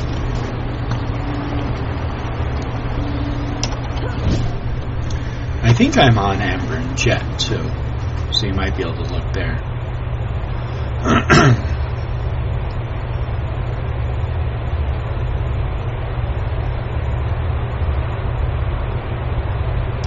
But that is one of the things that turns me off about gardenering, and I understand that that's something that they do, but it's a system that's going to get very clunky and opens up for internal people who don't recognize certain lines, let's say. I'm sure you're aware of, lines that have not been considered to be legitimate. And I happen to be of a line that is whatever, somehow it's not considered to be legitimate, or, whatever the whole history of it is. So, I don't even know if I gave you proof, if that would be satisfactory enough for you. And I don't want to talk to you about secret stuff. I want to talk to you as somebody who's on YouTube and as a human being. I'm not going to open up my book of shadows and show you what's inside. And I don't expect you to do the same thing. I believe that secrecy was implemented by Gerald Gardner to protect individuals. Personally, the IDs of people. I don't believe that it was held as to hold secrets, like, for example, what's in the Book of Shadows. I think it was a protective device to protect other people. Now, with that said, I understand that not everybody sees it that way. So, I respect other people's expectations of me, but I don't see the value in it. I see value in protecting the identities of people. Obviously I do. But I don't see the value in protecting information, because that's as old as time. Knowledge is power. And so if you hold knowledge, or claim to hold knowledge, that is in a sense a way of having power. You know what I mean? Like, you have the secret, you have the power, and that kind of mentality I don't agree with. Again, I will follow it, I will respect it, but, well, actually no, I won't respect it. I mean I will adhere to it, but I protect people's identities so that they don't get hurt. That's why that's what I believe needs to be held secret. But obviously I also have a great deal of respect for the people who initiated me and the people who were present. And when I make a promise to someone, I keep it. I absolutely 100% keep my promises to other people. I don't make promises lightly. Let me see. What else is going on in here?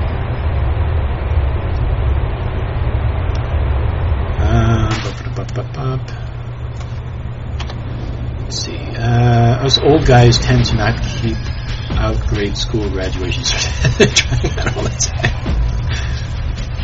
Oh, it's okay. I'm sure there's a way to do it. I just haven't had to do it yet. Didn't mean anything, but I just didn't know. Oh, that's okay. Don't worry about it, King Pooh. Like I said, you hit a nerve. That's all. So it's not you. You just hit a nerve. That's all. Don't worry about it. Let me see. Wasn't looking for that. Okay, no problem. I know I went on a long tirade there. Also, my teachers were hardcore about talking to no one. Gotcha. Understood. We have the opposite problem among shamans. Nature makes new ones and sets them loose on the landscape. We just have to go. Be right back, potty break. And I mean, don't ask questions or listen to them. Oh, okay. No problem. It's alright.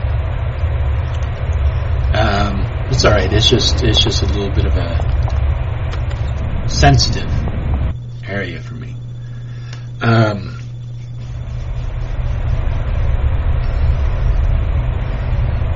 But yeah, I've talked with, I'm always interested really more in like how people, like I'd be interested in talking to you about like what brought you to gardening, why you chose it over other ones, how you got interested in it, what drew you towards, witchcraft. I'm always interested in that more than anything else. The It's like my favorite question to ask anybody. Like, why do you believe what you believe, and how did you get to that point? You know, I always find that much more fascinating. But I had an opportunity to go to England, and it just happened to be on the same date as my trip to England. But I got to go and watch the blue plaque ceremony from Gerald Gardner at his house in Christchurch. Was it in Christchurch?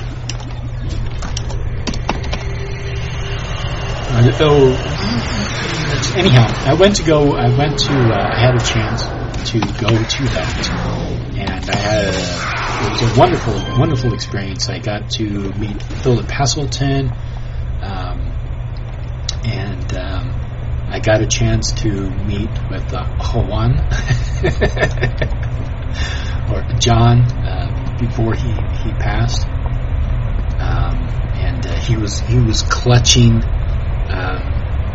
the Book of Shadows during the whole event, and it was really quite a wonderful experience. I actually, if you want, I have a video of it on my channel. It was a wonderful experience. I got to meet another friend of mine who I met online in England, and yeah, it was great.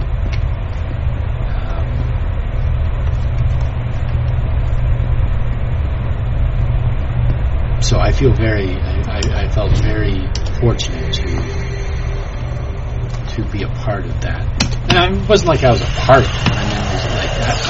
I was happy. I was really pleased to be able to attend it. It was really exciting.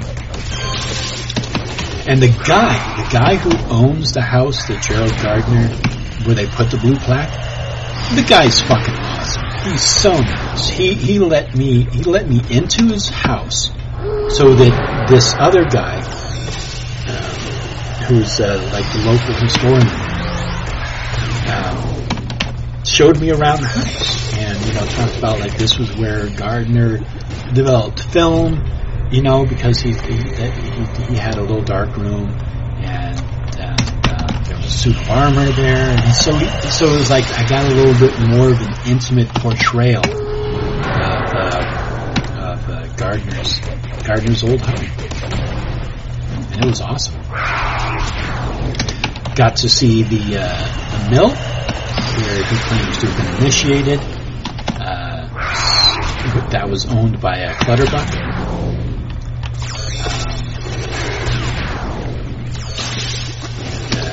There was a couple of talks that Philip Heselton was a part of.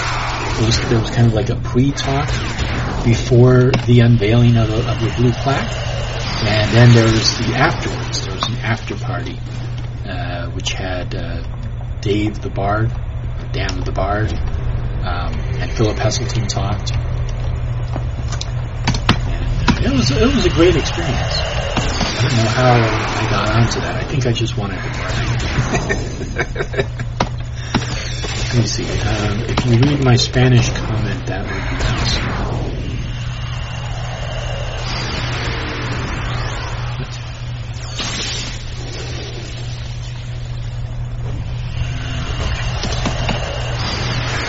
I understand. Honestly, I just want to talk and share, but filtered as to what we can talk about, that doesn't somehow go. You know what? Don't worry about it. Let's see. If you read my, I can't read Spanish. Sorry. Or can't easily see what is wrong to different people. I'm jealous. Hope to go in a few years. Yeah, it was. Yeah, I mean, I didn't have an opportunity because I also wanted to see. Dorian Valiente's blue plaque. I didn't have a chance to go and see that. I really wanted to see that. But yeah, it was fun. It was a great experience.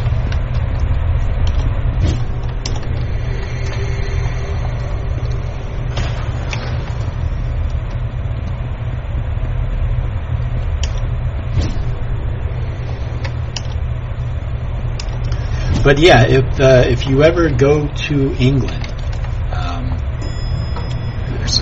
and you have the chance to go, and you can find, I'm sure you could probably go online and find out where the house is that they had the blue plaque. I'm really hoping it doesn't turn into like a big touristy thing, because the guy whose house has the blue plaque, he's so nice and he has a family. I wouldn't want them to be inconvenienced by, droves of people making trips to go and see the blue plaque. But also, I'm sure some people would love to go and see the house.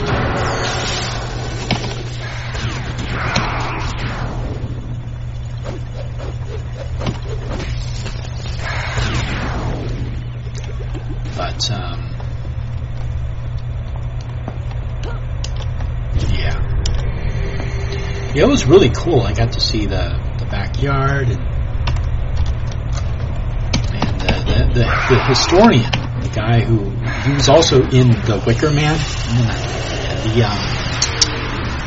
If you've ever seen the YouTube, the documentary on Gardner's form of witchcraft, which I think they called Britain and The Wicker Man or something. But he's in that documentary. His name's escaping me right now, but he's like the local historian for that area. And so when Gardner was walking around, he was in his youth. And so he was talking about how the kids in the neighborhood would see Gardner with his tattoos and stuff, and they would cross to the other side of the street. Gardner was quite a character.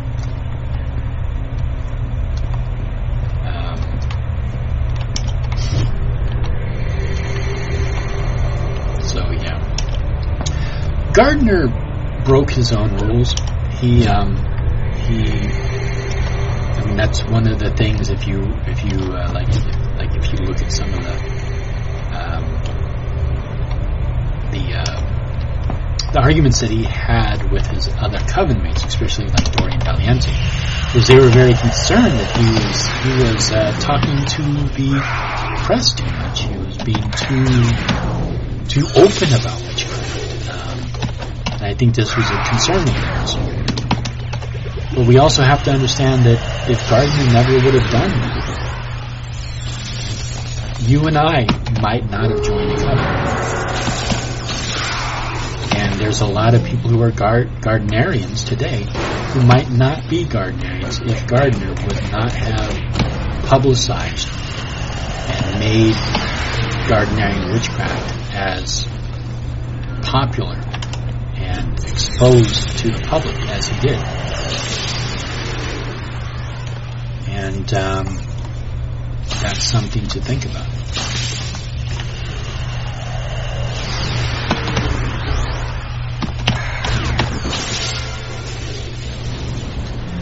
I mean, you can look at, say, the Rosicrucians, you can look at the Hermetic Order of Dawn, and you can see how, even Freemasonry, how the desire to remain secret and keep things secret it's noble, but in the end, I don't know how much benefit it actually has. But again, I'm not the arbiter of that. It's not my call. Let me see what's going on here.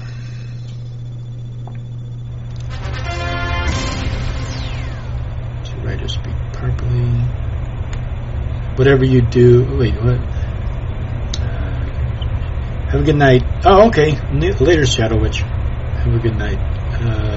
Right. Did you get to the Witch Museum? See Gardner's Book of Shadows? No, I did not see Gardner's Book of Shadows. I did make it to the Witch Museum in Cornwall, the Museum of Witchcraft and Magic. Yeah, I made it to that. It's a really nice museum. I liked Alexander's attitude. You could tell how the secrets on public television, no one would understand it who wasn't capable already. Yeah, that's true too. Yeah.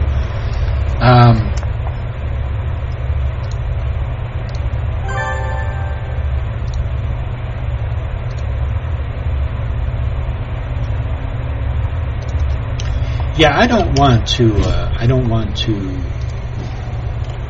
I mean, yes, I'm critical of things, but I'm very open with my opinion. I'm willing to share my opinion, and I also understand that I'm not. I don't have the right to make decisions that I feel are wrong, and I don't feel that it would be right for me to go against that. You know what I'm saying? Just because I think something is wrong doesn't mean that I would then turn around and justify in breaking an oath or going against it. It's just because I don't think that it's I don't know what the hell I'm trying to say. What I'm trying to say is I can see I can feel that something's wrong and then still adhere to it, I guess is the best way to describe it.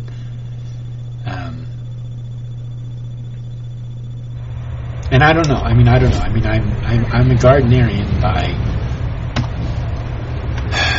by being a part of it, but I don't know. Maybe in my mind, maybe in reality, maybe I'm not. Maybe I'm not a Gardnerian anymore.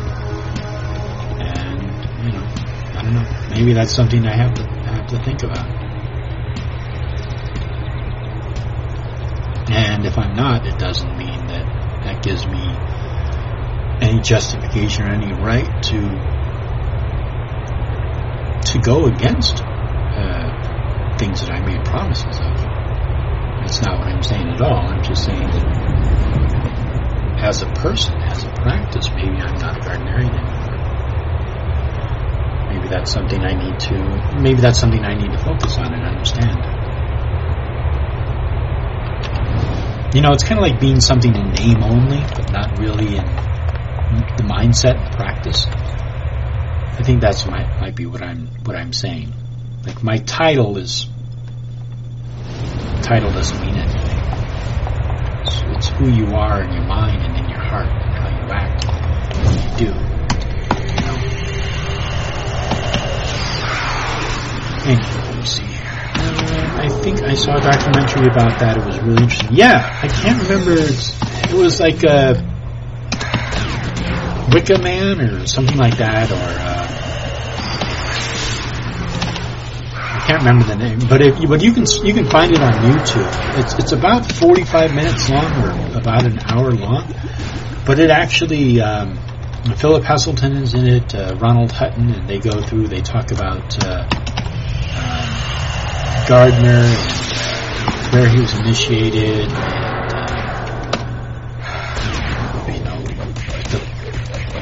the spread of Wicca in Britain.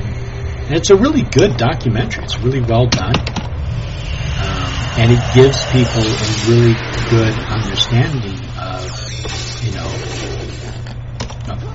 Gardner's witchcraft and the growth of it.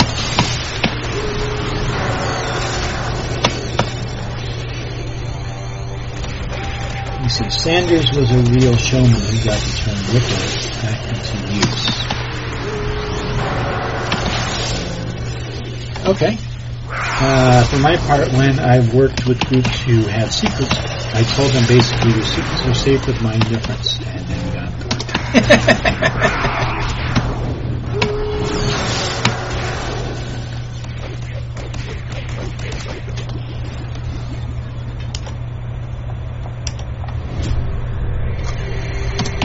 I don't know. I mean, I can understand why people do that. I mean, I can understand. I can understand things that I don't necessarily agree with, and I think that's how it comes to me and secrecy and craft. I understand it. I don't necessarily agree with it, but I understand it.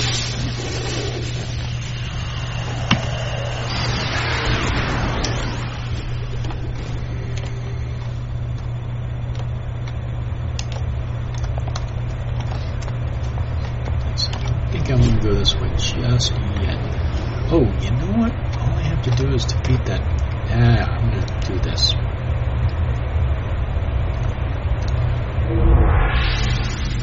I'm going to stealth this so I don't have to sit here and fight all these fucking enemies.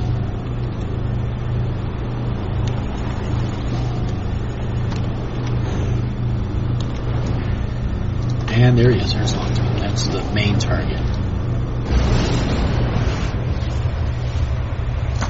I probably have to take out all these guys.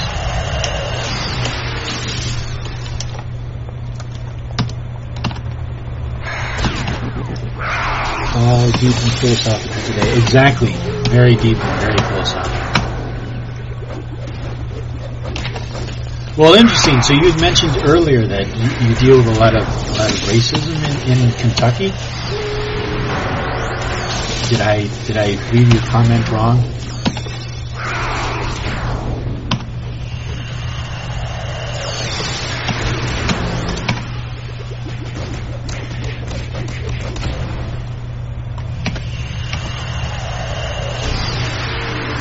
I've never been to Kentucky. I really haven't been to too many places in the United States. Thanks.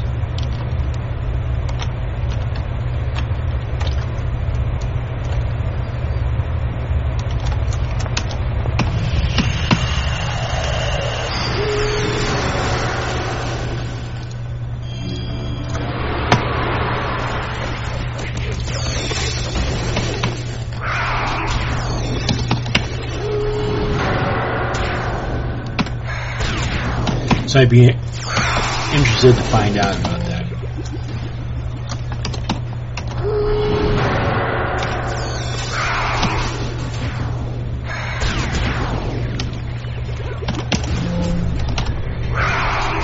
Yeah, but to explain it would be easier to talk. Oh, okay.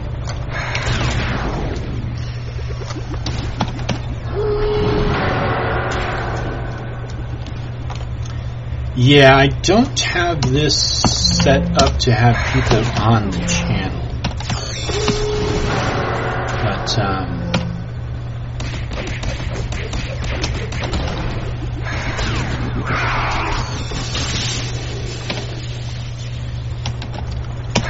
if you want, my email address is, I think my email address is in, if you look down, I should have my email address in the little bar thing. If not, if you're on Twitter, my Twitter handle is on there, and you could send me a tweet. And it'd be interesting. We could still talk about stuff that's not related to Gardner. It'd be interesting to find out. But you mentioned something about racism in Kentucky. It'd be interesting to find out more about that. Because this is my perception. I think that racism is actually going away. I think it's been on the decline since the 50s. And I think it's been declining. And I think it's not socially acceptable. And I think for the most part, people frown upon it. But I have a skewed perspective. I live in San Francisco, California, so my perception of racism is probably not the same as someone else who lives in a different part of the world. But I'd love to talk to you about that.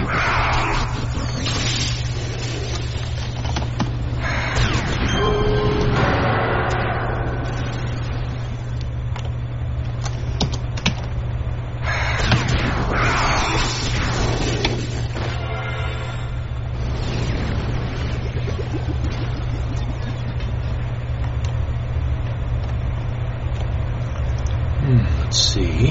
Okay, so I still a couple of guys I gotta get rid of. Oh, who are these guys? Who don't have Twitter happen to be on phone. Oh, okay. Always watch your phone. Oh, okay. All right. Well, yeah. Well, my email address is. You should see it in the description of this video. It should have my email address there.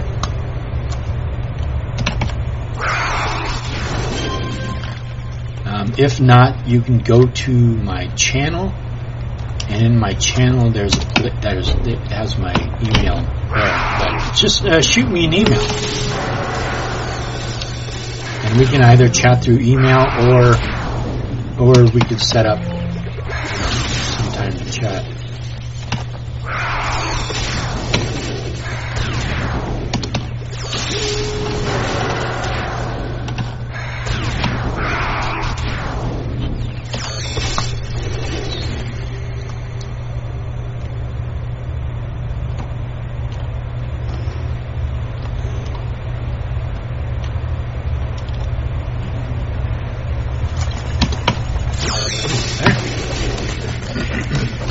Okay, cool. Yeah, check it out.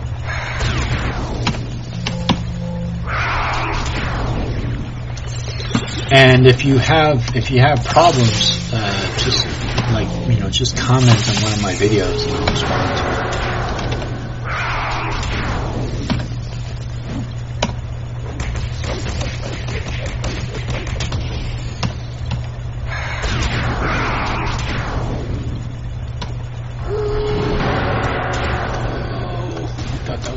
Okay, so there's one more.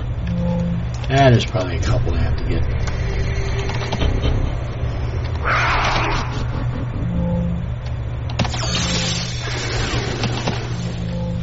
I bet you can guess why I call this character Grey Banshee, right?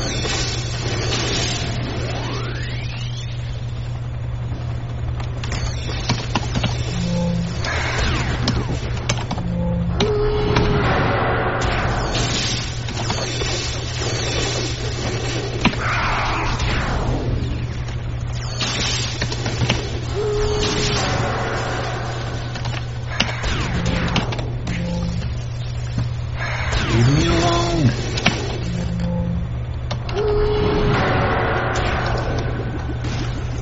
I have one left. There he is. Why are you running? Why are you running? Why are you running? Let's see. Okay, cool. Oh wow, I've been playing for a long time now. Like 3 hours. Shit. Alright, I didn't mean to go this long, but anyhow, I'm almost done. So, I'm just going to finish it. Since you're all here, I'm just going to go ahead and finish it. And then as soon as I finish this, not this mission, but this task force, then I'll quit.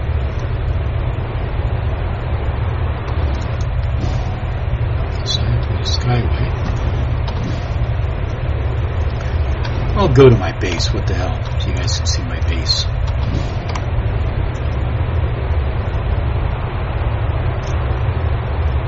I mean, you've already seen it, but I'll show it to you again. Boss kill. Exactly. Yep.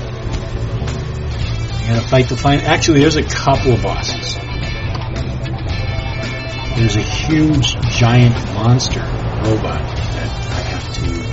I probably will call for other people's help with. I feel like I need help with Babbage. I can't fight him on my own.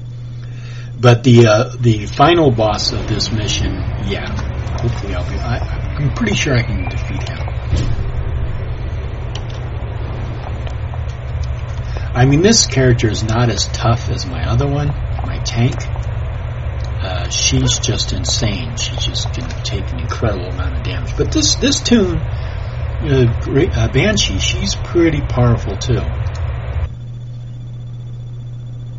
Who runs this game now? Played when it was part of STO. I think it's NCSoft still. I think it's still NCSoft. Yeah, I think it's still NCSoft.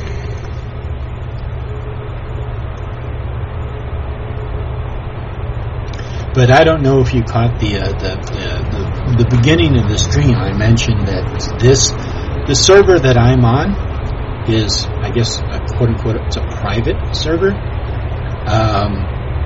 So I don't know if it's actually legal or not.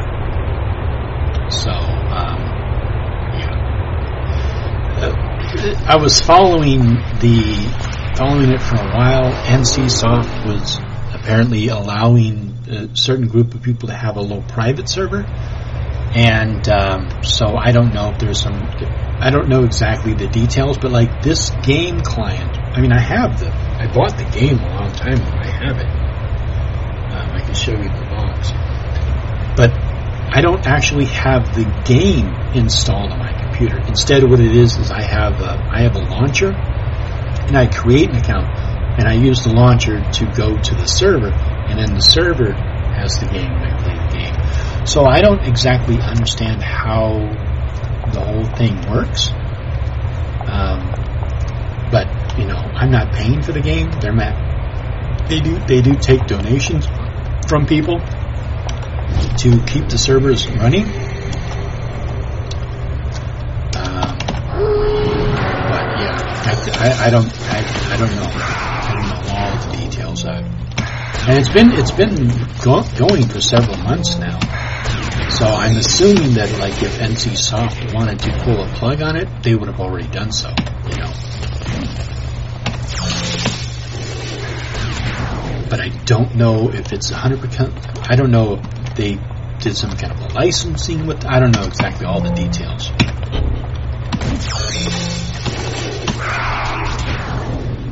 That is the company that had Oh, okay, all right. Like what people did for Star Wars Galaxy. Maybe I don't know. I didn't play that game. But yeah, there was kind of a joke. Like when they first started this game, people were like, "Oh well," you know. People were like, "Don't bother like doing the base. Don't get too emotionally attached to your character because chances are." You know, everybody is saying NCSoft is going to shut the game down. They're going to shut the game down. They're going to shut the game down. And months passed, and it didn't happen. So people were like, "Oh, I guess this is semi-permanent."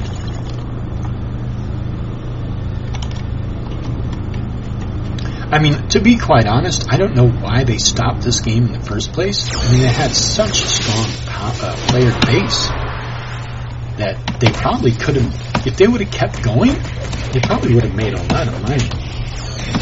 But for whatever reason, they chose to pull the plug on it.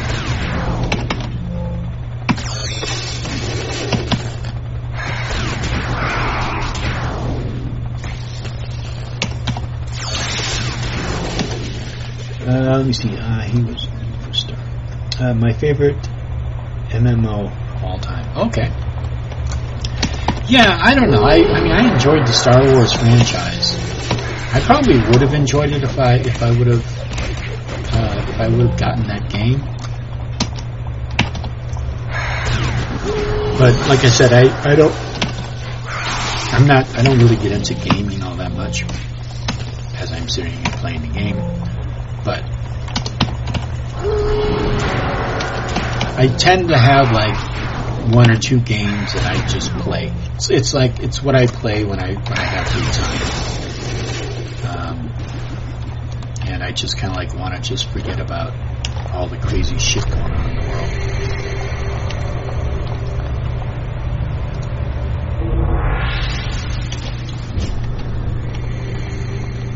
Like I've never played Halo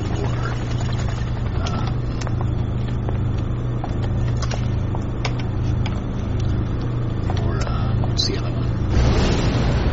Call of Duty, or any of those other ones.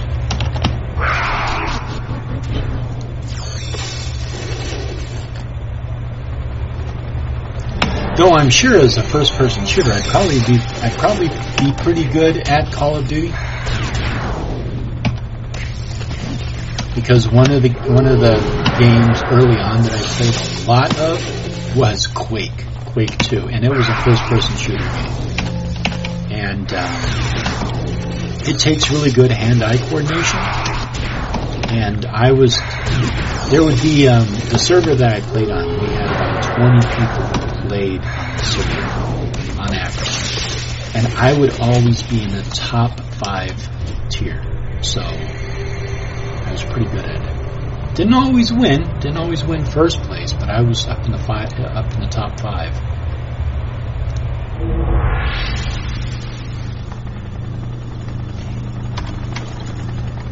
haven't gone this way yet. This way. Still need to find 3 warehouse workers. And then, I've been this way. Okay. So I've already been this way. Actually, I haven't been this way. There's one right there.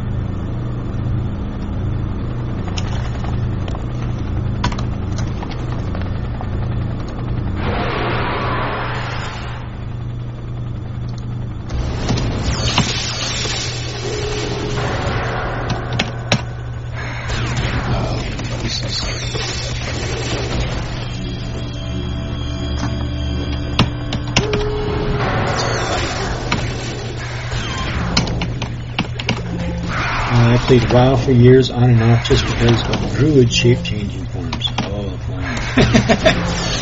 Yeah, I think I mentioned earlier, I played I really tried to play WoW.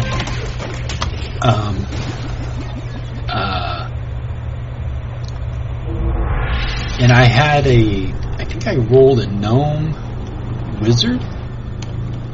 Because when I played Dungeons and Dragons, I loved playing gnome characters, and I loved playing a gnome illusionist thieves. That was my favorite character. It's the main character I always play when I play Dungeons and Dragons. But the character class in WoW for gnome is quite different, and that was one of the turn-offs. And then the other one was that I kept getting challenged by to fight, one-on-one. And I didn't want to fight. You know what I mean? I didn't want to fight other characters.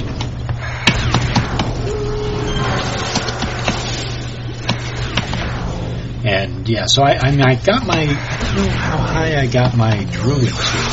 He wasn't a druid, the gnome.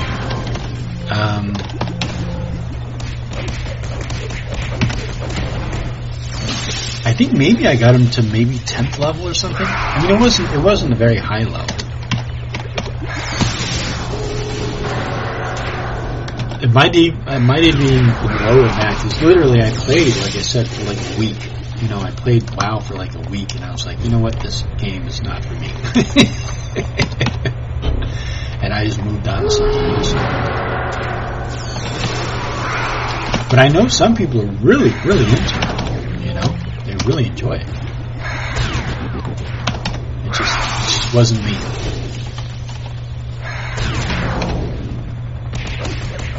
Let's see, where did you start with D&D? Oh, I used to play tabletop. I used to play pen and paper in high school.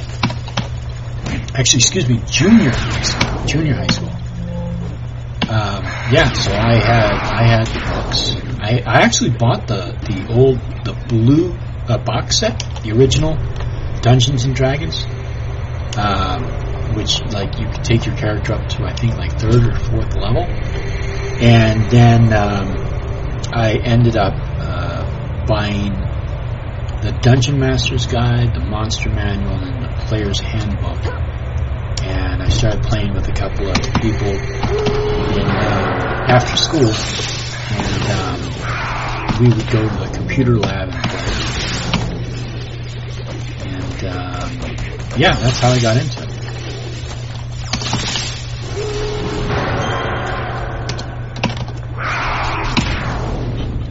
And then obviously I got into Advanced Dungeons and Dragons. Started in 76. When did I start? Shit.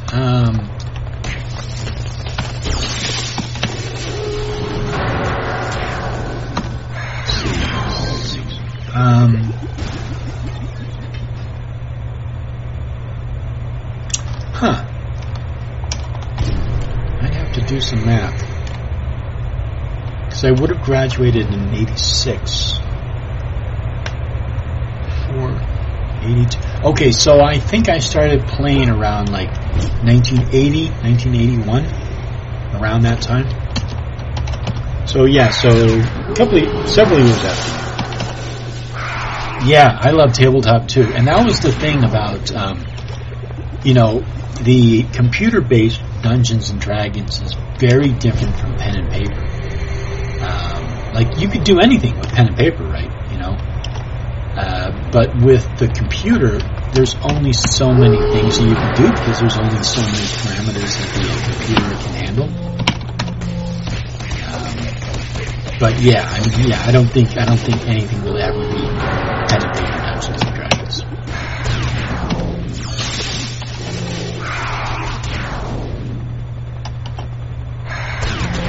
And one of the things I like about pen and paper is it can, the dungeon master can take it anywhere. You can explore anything. You could take anything in your world and turn it into an adventure. Let me see. Wait, you are 2 years older? Wait, you are only 3 years older? Maybe, yeah. I'm 54. I was born in 67. So.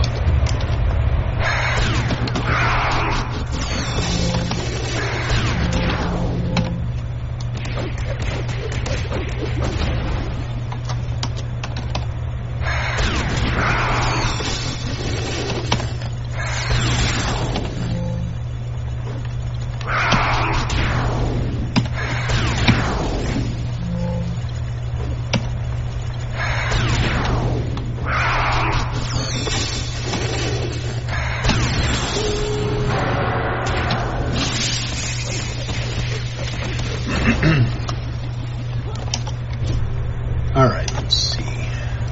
Fix. Hello there.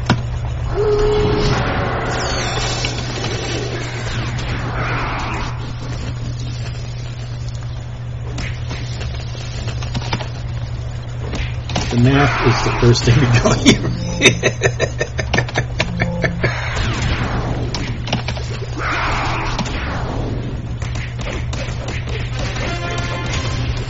So I don't know, maybe I misspoke. So I was born in 1967, and I started playing Dungeons and Dragons when I was in junior high school. And I believe that was 86, 82. So yeah, it would have been around 1980, 1981. So yeah, that's when I was around 13 or 14 years old. Yes, so when I was around 13 years old is when I started playing Dungeons and Dragons. Approximately. It might have been 14.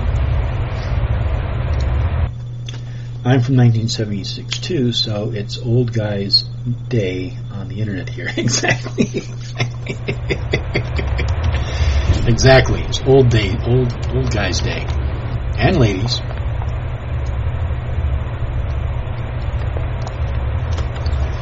Don't want to be not inclusive enough.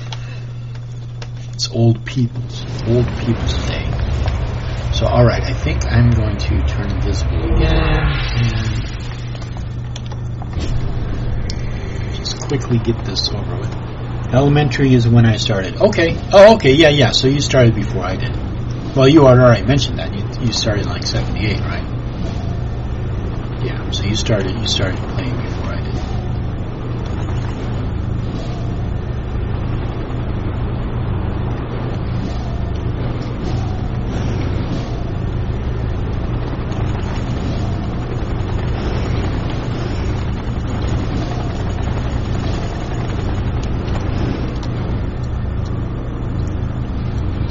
Oh yeah, there he is.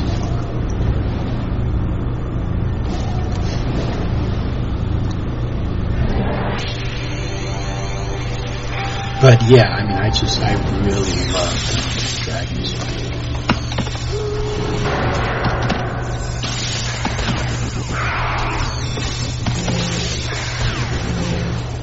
And my favorite character to play, like I said, was a gnome illusionist thief. I really liked playing illusionist thieves or wizard thieves. I played clerics and paladins and fighters and assassins and druids and clerics. Actually, clerics I didn't read, but definitely thieves, rogues, wizards. Well, they didn't call them rogues back then, thieves, but thieves and wizards. Multi-class characters definitely enjoy playing. Parents were librarians in book-based games of the never bothered.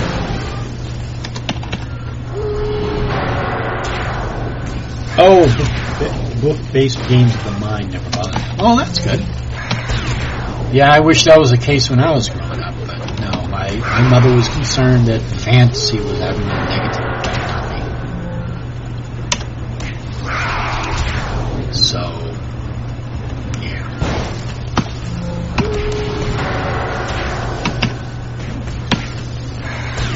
Holy shit, I'm dying.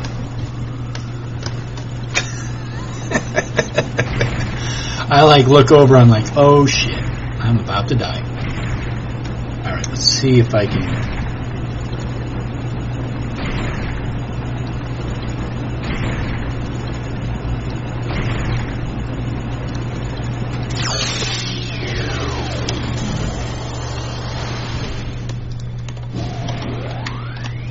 Yikes. Run away!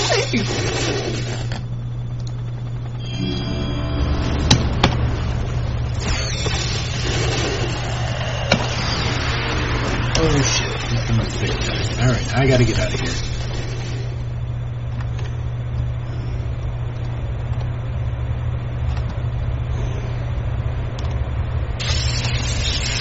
Oh, that's not good.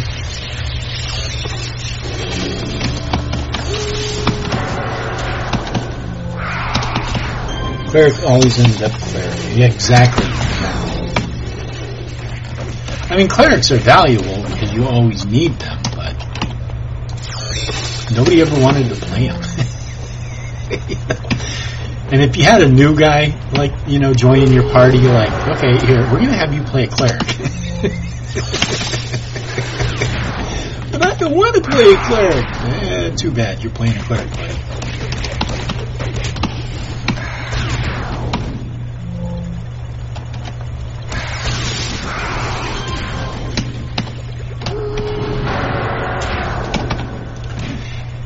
And a lot of the games I played was very combat oriented and Monty Hall based.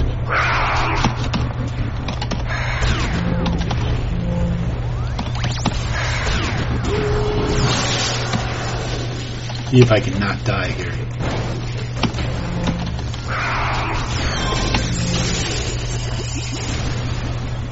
Okay, so far so good.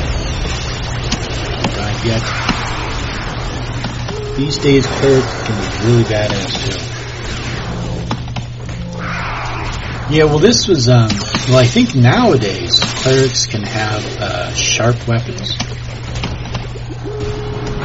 Back when we were playing, clerics were limited to blunt weapons, which I still think is good. I think they should have kept it that way. It makes sense.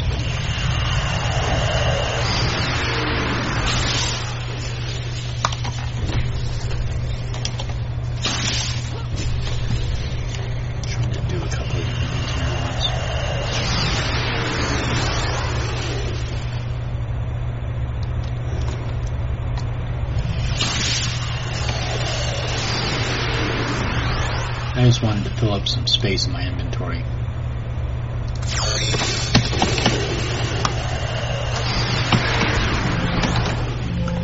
I'm getting close to being done. I beat the one guy. Played it because no one wanted to, then they gave us bards too. Love bard. Oh yeah, bard. Yeah, what was because I think there was only 4 classes, right? There was, in the box set, there was fighter, thief, wizard, and cleric, right? There was just those 3? And then, or was there more? I think the box set, there was only 4 classes, right?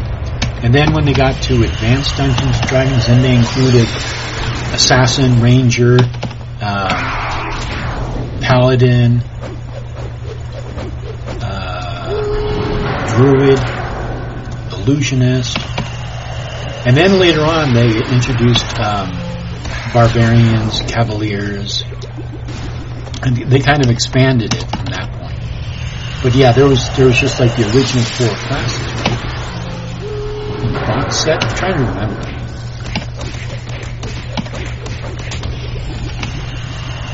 Yeah, Ranger was one of the first expansion professions. Okay, yeah, basic had 4. Yeah, that's what I thought. Yeah, they just had the 4 classes, and then you're right, Animus. Then they expanded because I remember they had Arcanum, and that's when they introduced like the Barbarian class and the Cavalier class and some other ones. Then they had.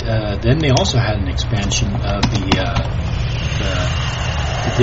Dungeons and Dragons based on well, they called it Oriental, but it was what did they call it? It was but anyhow, so they introduced like samurai and the ninja. I don't know if either of you ever played those books. They had. They had advanced. They had another monster manual that they included.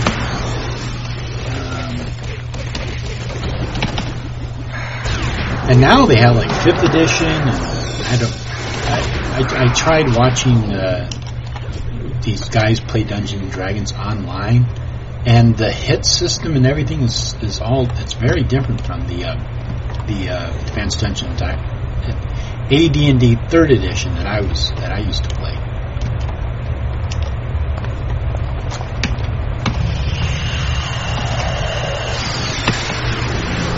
Choose a race. Then immediate gnome, elf, dwarf became classes. Oh, really? I didn't know that. I just remember there was, because there were certain bonuses. Was Hatwork one of them, or was that one of the ones that were later added? Because I know they had elf, human, dwarf. I think that was it, right? It just had. Did it have no to start?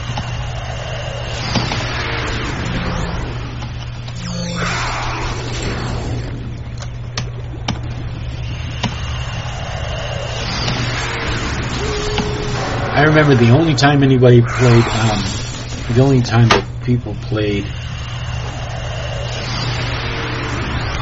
humans is if they wanted to roll a paladin. I remember that. That was like the only time I ever rolled a human was when I was going to play paladin. Yay!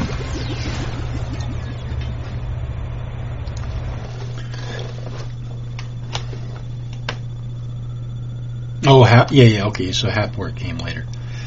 I ended up making my own class list system, just skill and individual spell access based. I figured play any combination you want. I'll put enough monsters on the field. Oh, okay, interesting. Yeah, that was kind of the concept they had with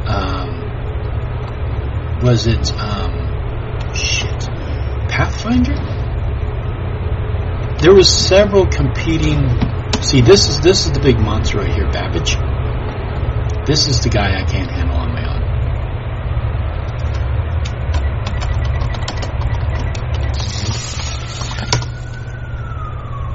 So I'm going to call people, let them know. Let me see.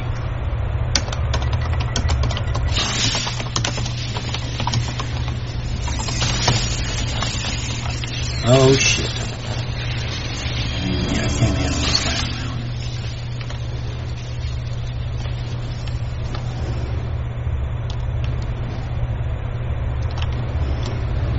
So hopefully I put out a call to other people, and hopefully they will come and join me.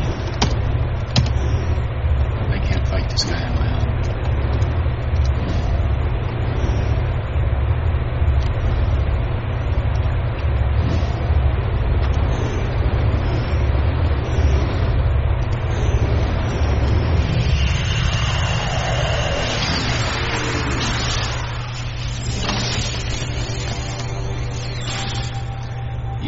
I don't see anybody joining me, so I'm going to leave this guy.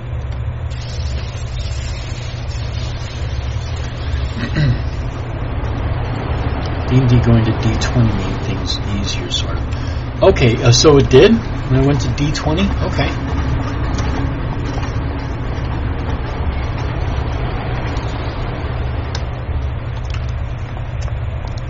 Yeah, I don't know if I played the D20 system or not. I know the system that they use for the Dungeons and Dragons online game. I forget if that's D20 based or if it's definitely not 3rd edition. Yeah, exactly. Run away. Damn straight. I can't handle fighting that guy on my own. But luckily, I don't have to. So what happens is when you play this particular task force, after you finish the mission that I finished, it spawns that giant monster. So he spawns. And usually you're on a team, but I'm soloing this. And so usually the team fights it. But you can put a call out to other people who are higher level and they'll come and help you fight it. So I put out a call to other people, but I didn't want to sit around and wait for people to come. So I could just kind of avoid the fight. That's what I did. I chickened out and ran away, okay? So sue me.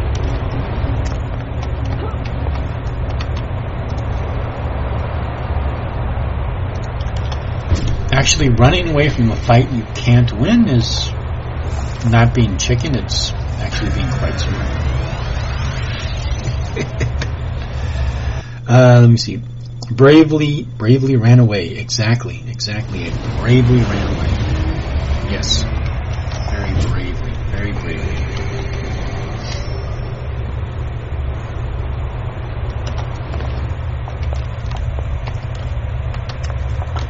So this area that I'm in right now, this is my base. So all the stuff I put in here.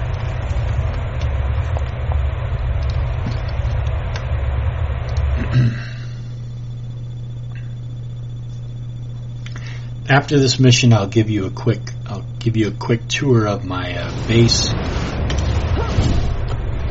before I end the stream.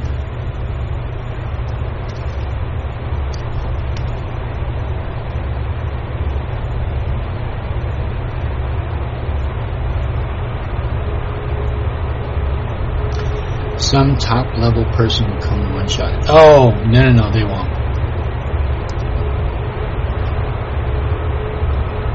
Yeah, giant monsters you can't one-shot.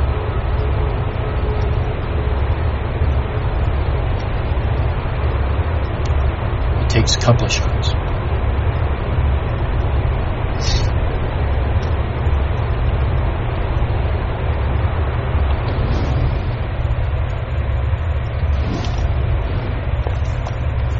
Yeah, there's some pretty powerful classes that have that can do some serious damage, but they don't have, at least to the best of my knowledge, there's not one that can one-shot the giant monster.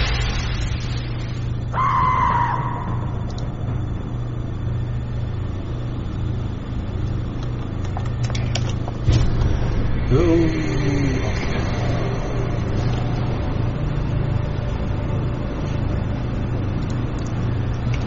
Okay. Need to fight. So this is the last mission.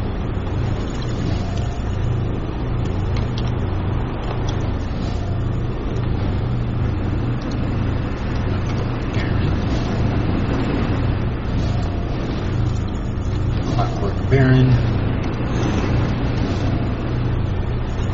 So I turned myself invisible so that I can go through here and find guys I have to defeat. Who's this? That's a Clockwork Baron. I want to defeat the Clockwork King. That's what I'm after.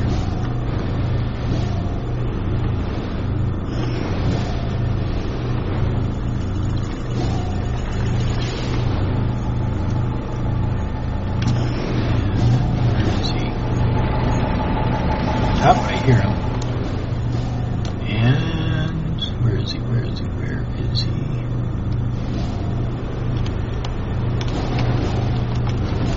is it. This is the end of this mission. I gotta win this mission. There he is, Clockwork King. Okay.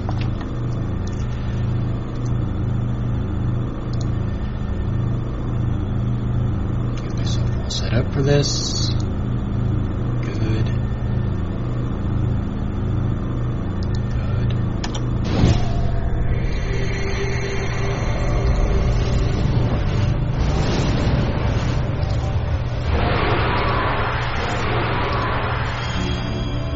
Alright, I should be able to defeat him now.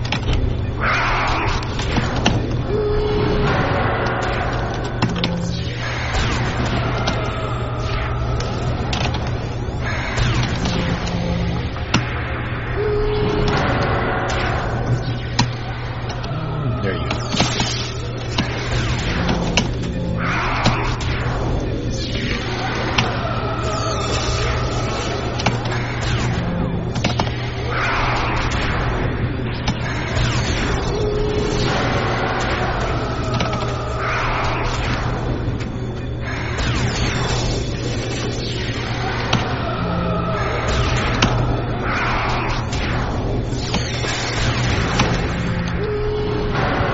He's not going down it.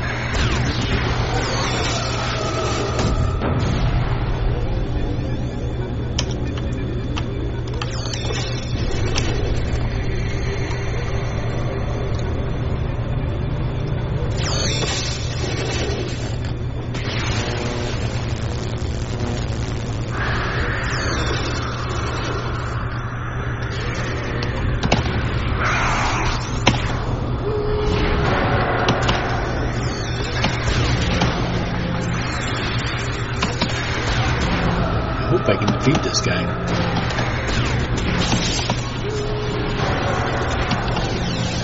No, not looking too good.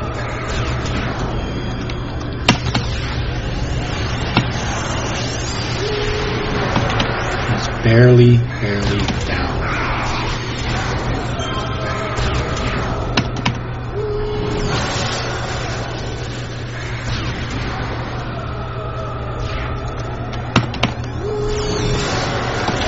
He's not even. I'm not making a dent in him. That's not good.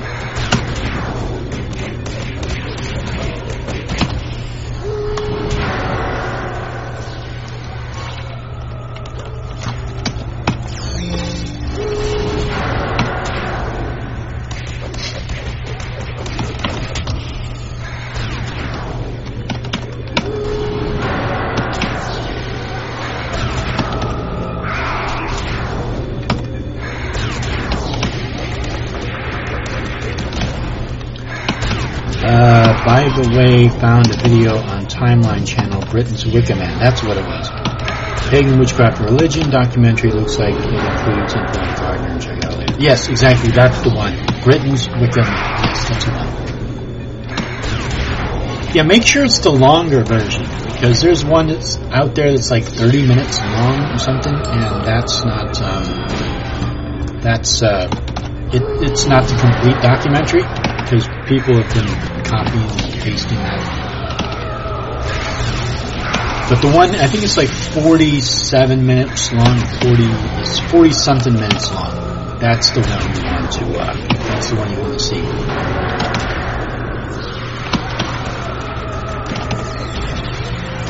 But yeah, Ronald Hutton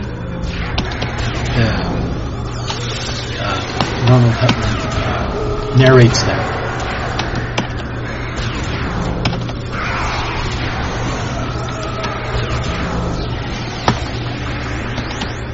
So yeah, that's the one. That's the one I was talking about.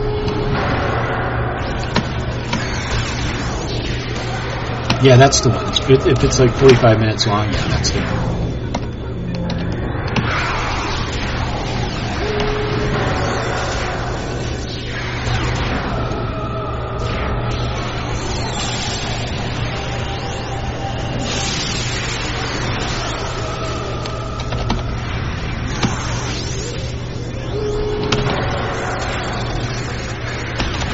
This is not looking too good. I'm not really making a dent on this guy.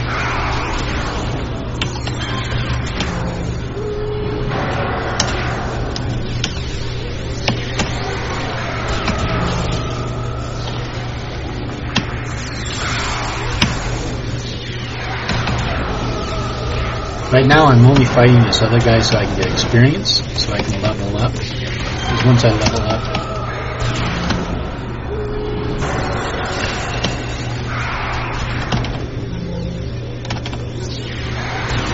Hey, Son of Solthus, how's it going?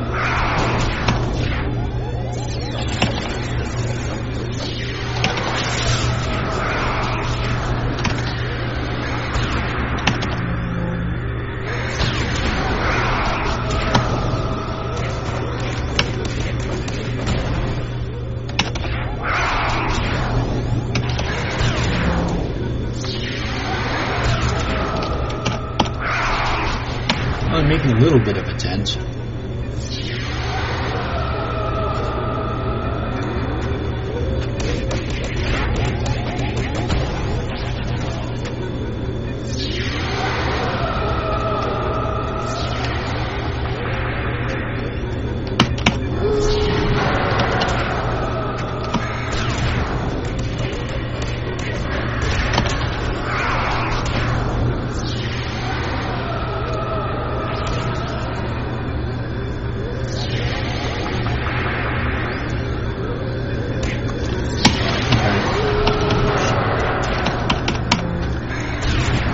I'm barely making a dent in this guy.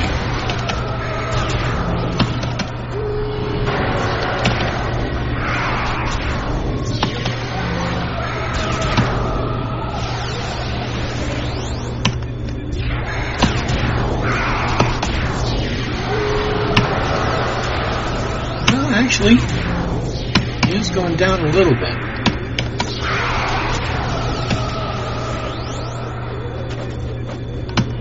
Be able to do this.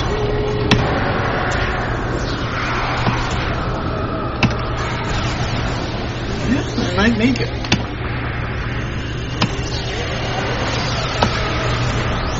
It has a periodic heal or siphon that needs to be blocked. I don't know. I don't think so. I think he just heals at a certain rate.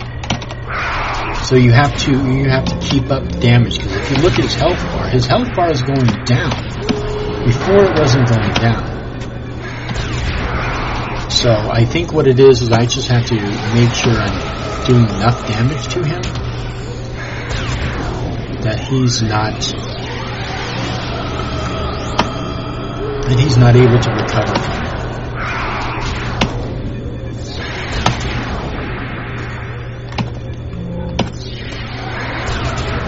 Because he's down about 1/4, so he's 3/4 there.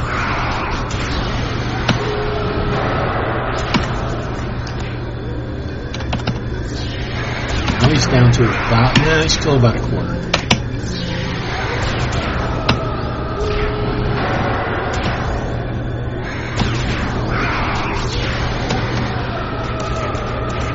Getting down to about 1/3, so I'm definitely making some damage.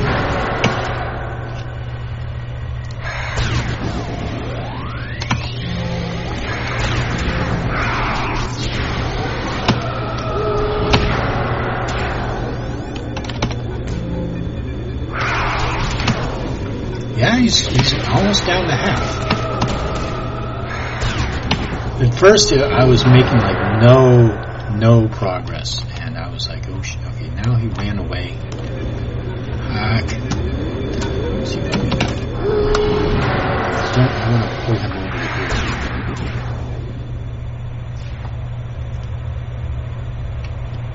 Come on, what are you doing? There we go.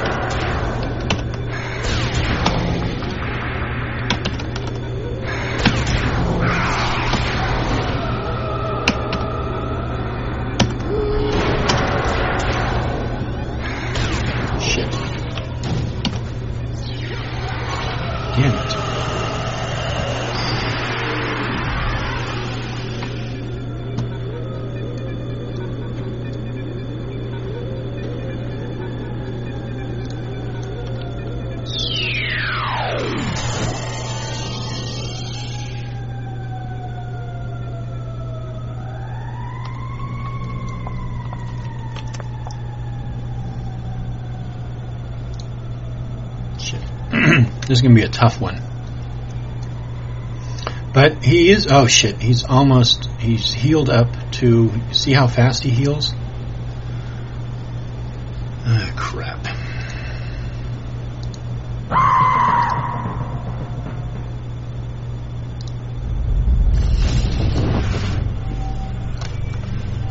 Damn it, because he was down to half.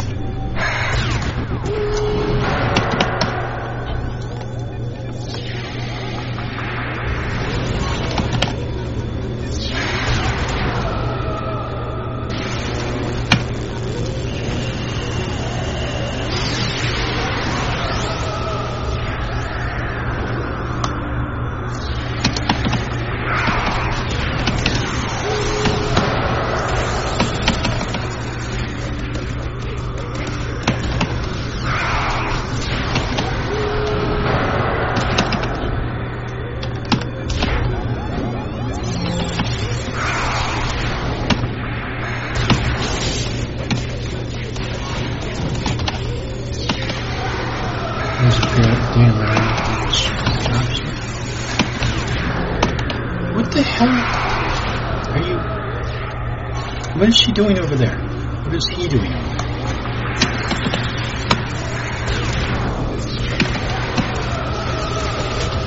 Alright, so it's down to 2/3. She's going to get it down to the half. Come on. Without dying. Again.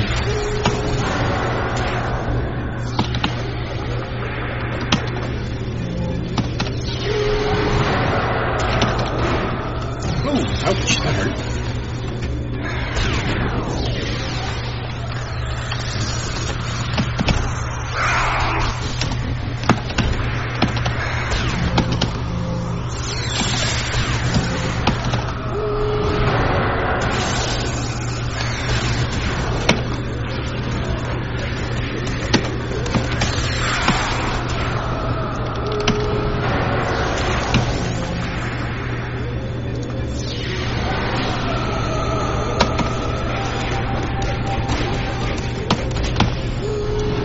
See, I summoned these two things to help me, and they're down there fighting other things. Stupid AI. I need them up here helping me. Instead, they're down fighting random mobs.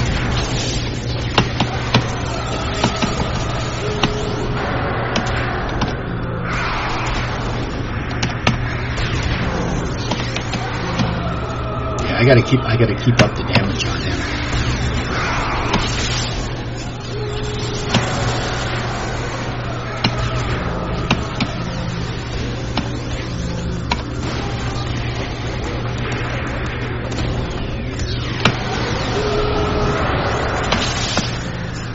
Down to half again.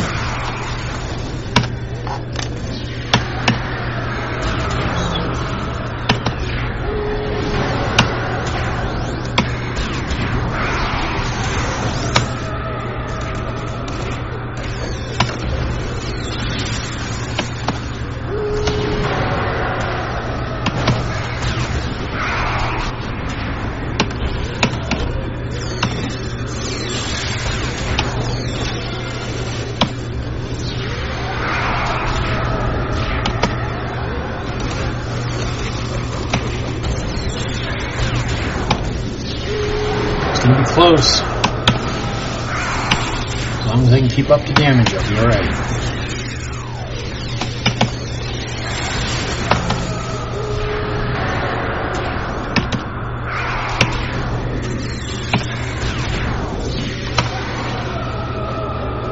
And not miss.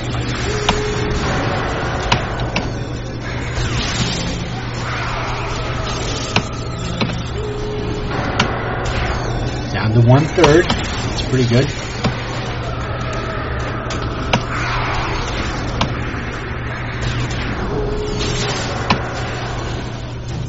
Oh shit.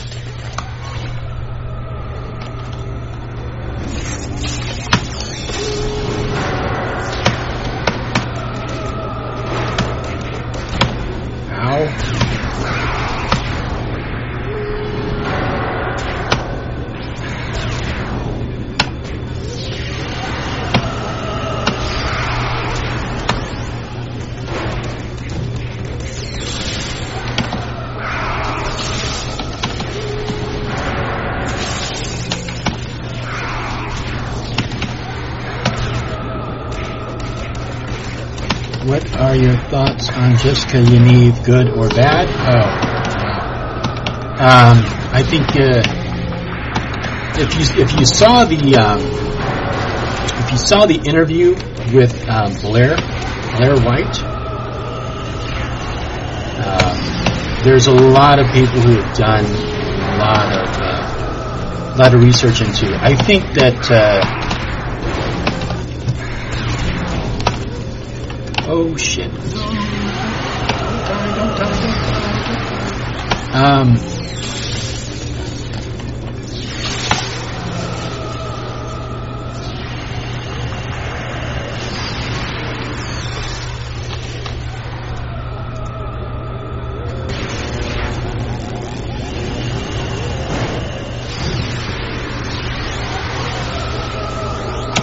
I think he is trying to hide behind the protections that trans people have worked very hard for, and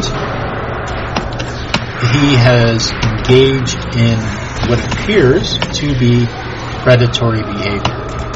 Now, I'm not an investigator, I don't know all the details, but from what I've seen so far, he seems to be engaging in predatory behavior, and he's hiding behind the protections of a trans person. So that's how I feel about Jessica Yaniv. And I think it's a shame because obviously I live in San Francisco. I know a lot of trans people.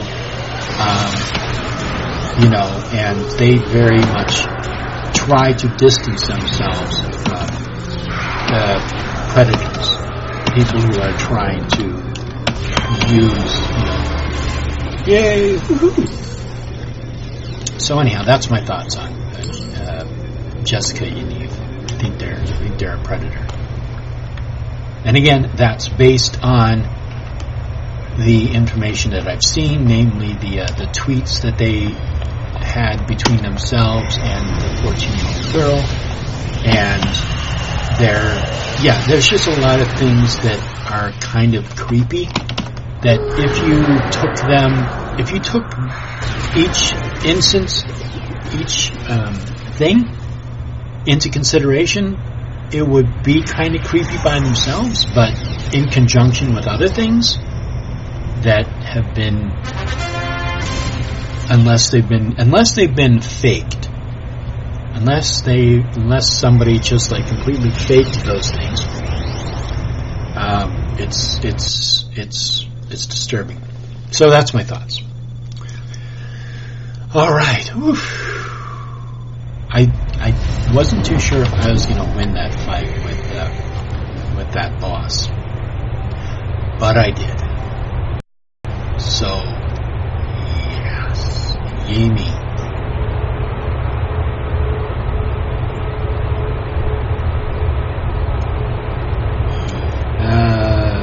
Rats, and it crashed.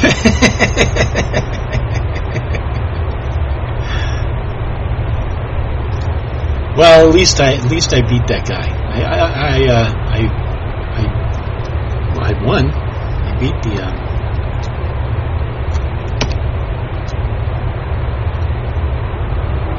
the boss guy.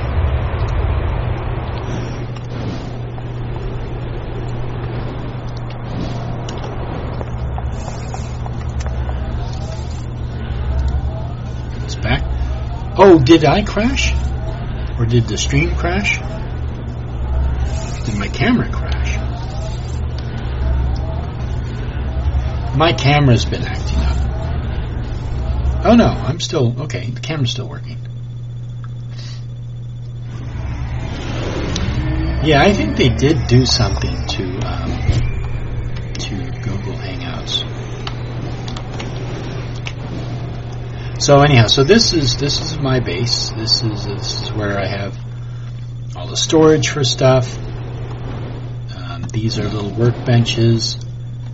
This is where people can store things. And then if they build enhancements, they have a place to put them here.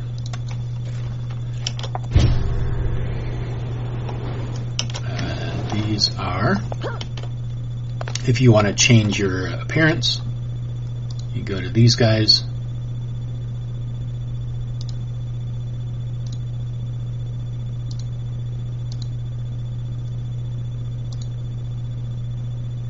Okay, cool. So you can change your outfit. Talking to these guys. Let's see, what else do we have in here? Then I have all the various transporters to the various different zones. These are, if you spawn back to the base, you come to this place. This is if you want to do flashback missions. And then this is like the main hall. And this area I'm still working on. And this is kind of like a hall. I put these statues in. And again, this is other areas I haven't worked on yet. So yeah, so that's the base. Oops.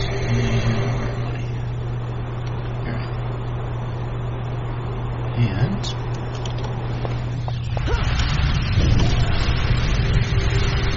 yeah. So, all right. I think I'm gonna log off, get something to eat, and then I need to start working on the video. So, thanks for hanging out with me. It was a lot of fun. Thanks for chatting, Animist. Always a pleasure to see you here, sir. King Pooh. It was great chatting with you. Bookworm, thanks for hanging out, and Jamie Demeter, thanks for hanging out. So this is probably something that I'll do occasionally. I'll come online. I don't know exactly when I'm going to do it. It's going to be like this was spontaneous, so I might have more of these in the future. I do have another game, Dungeons and Dragons Online. If any of you out there play that game, let me know in the comments section. So it would be fun to play with other people if other people want to join in. So yeah, all right. I'm gonna log off. Thanks. Have a good night.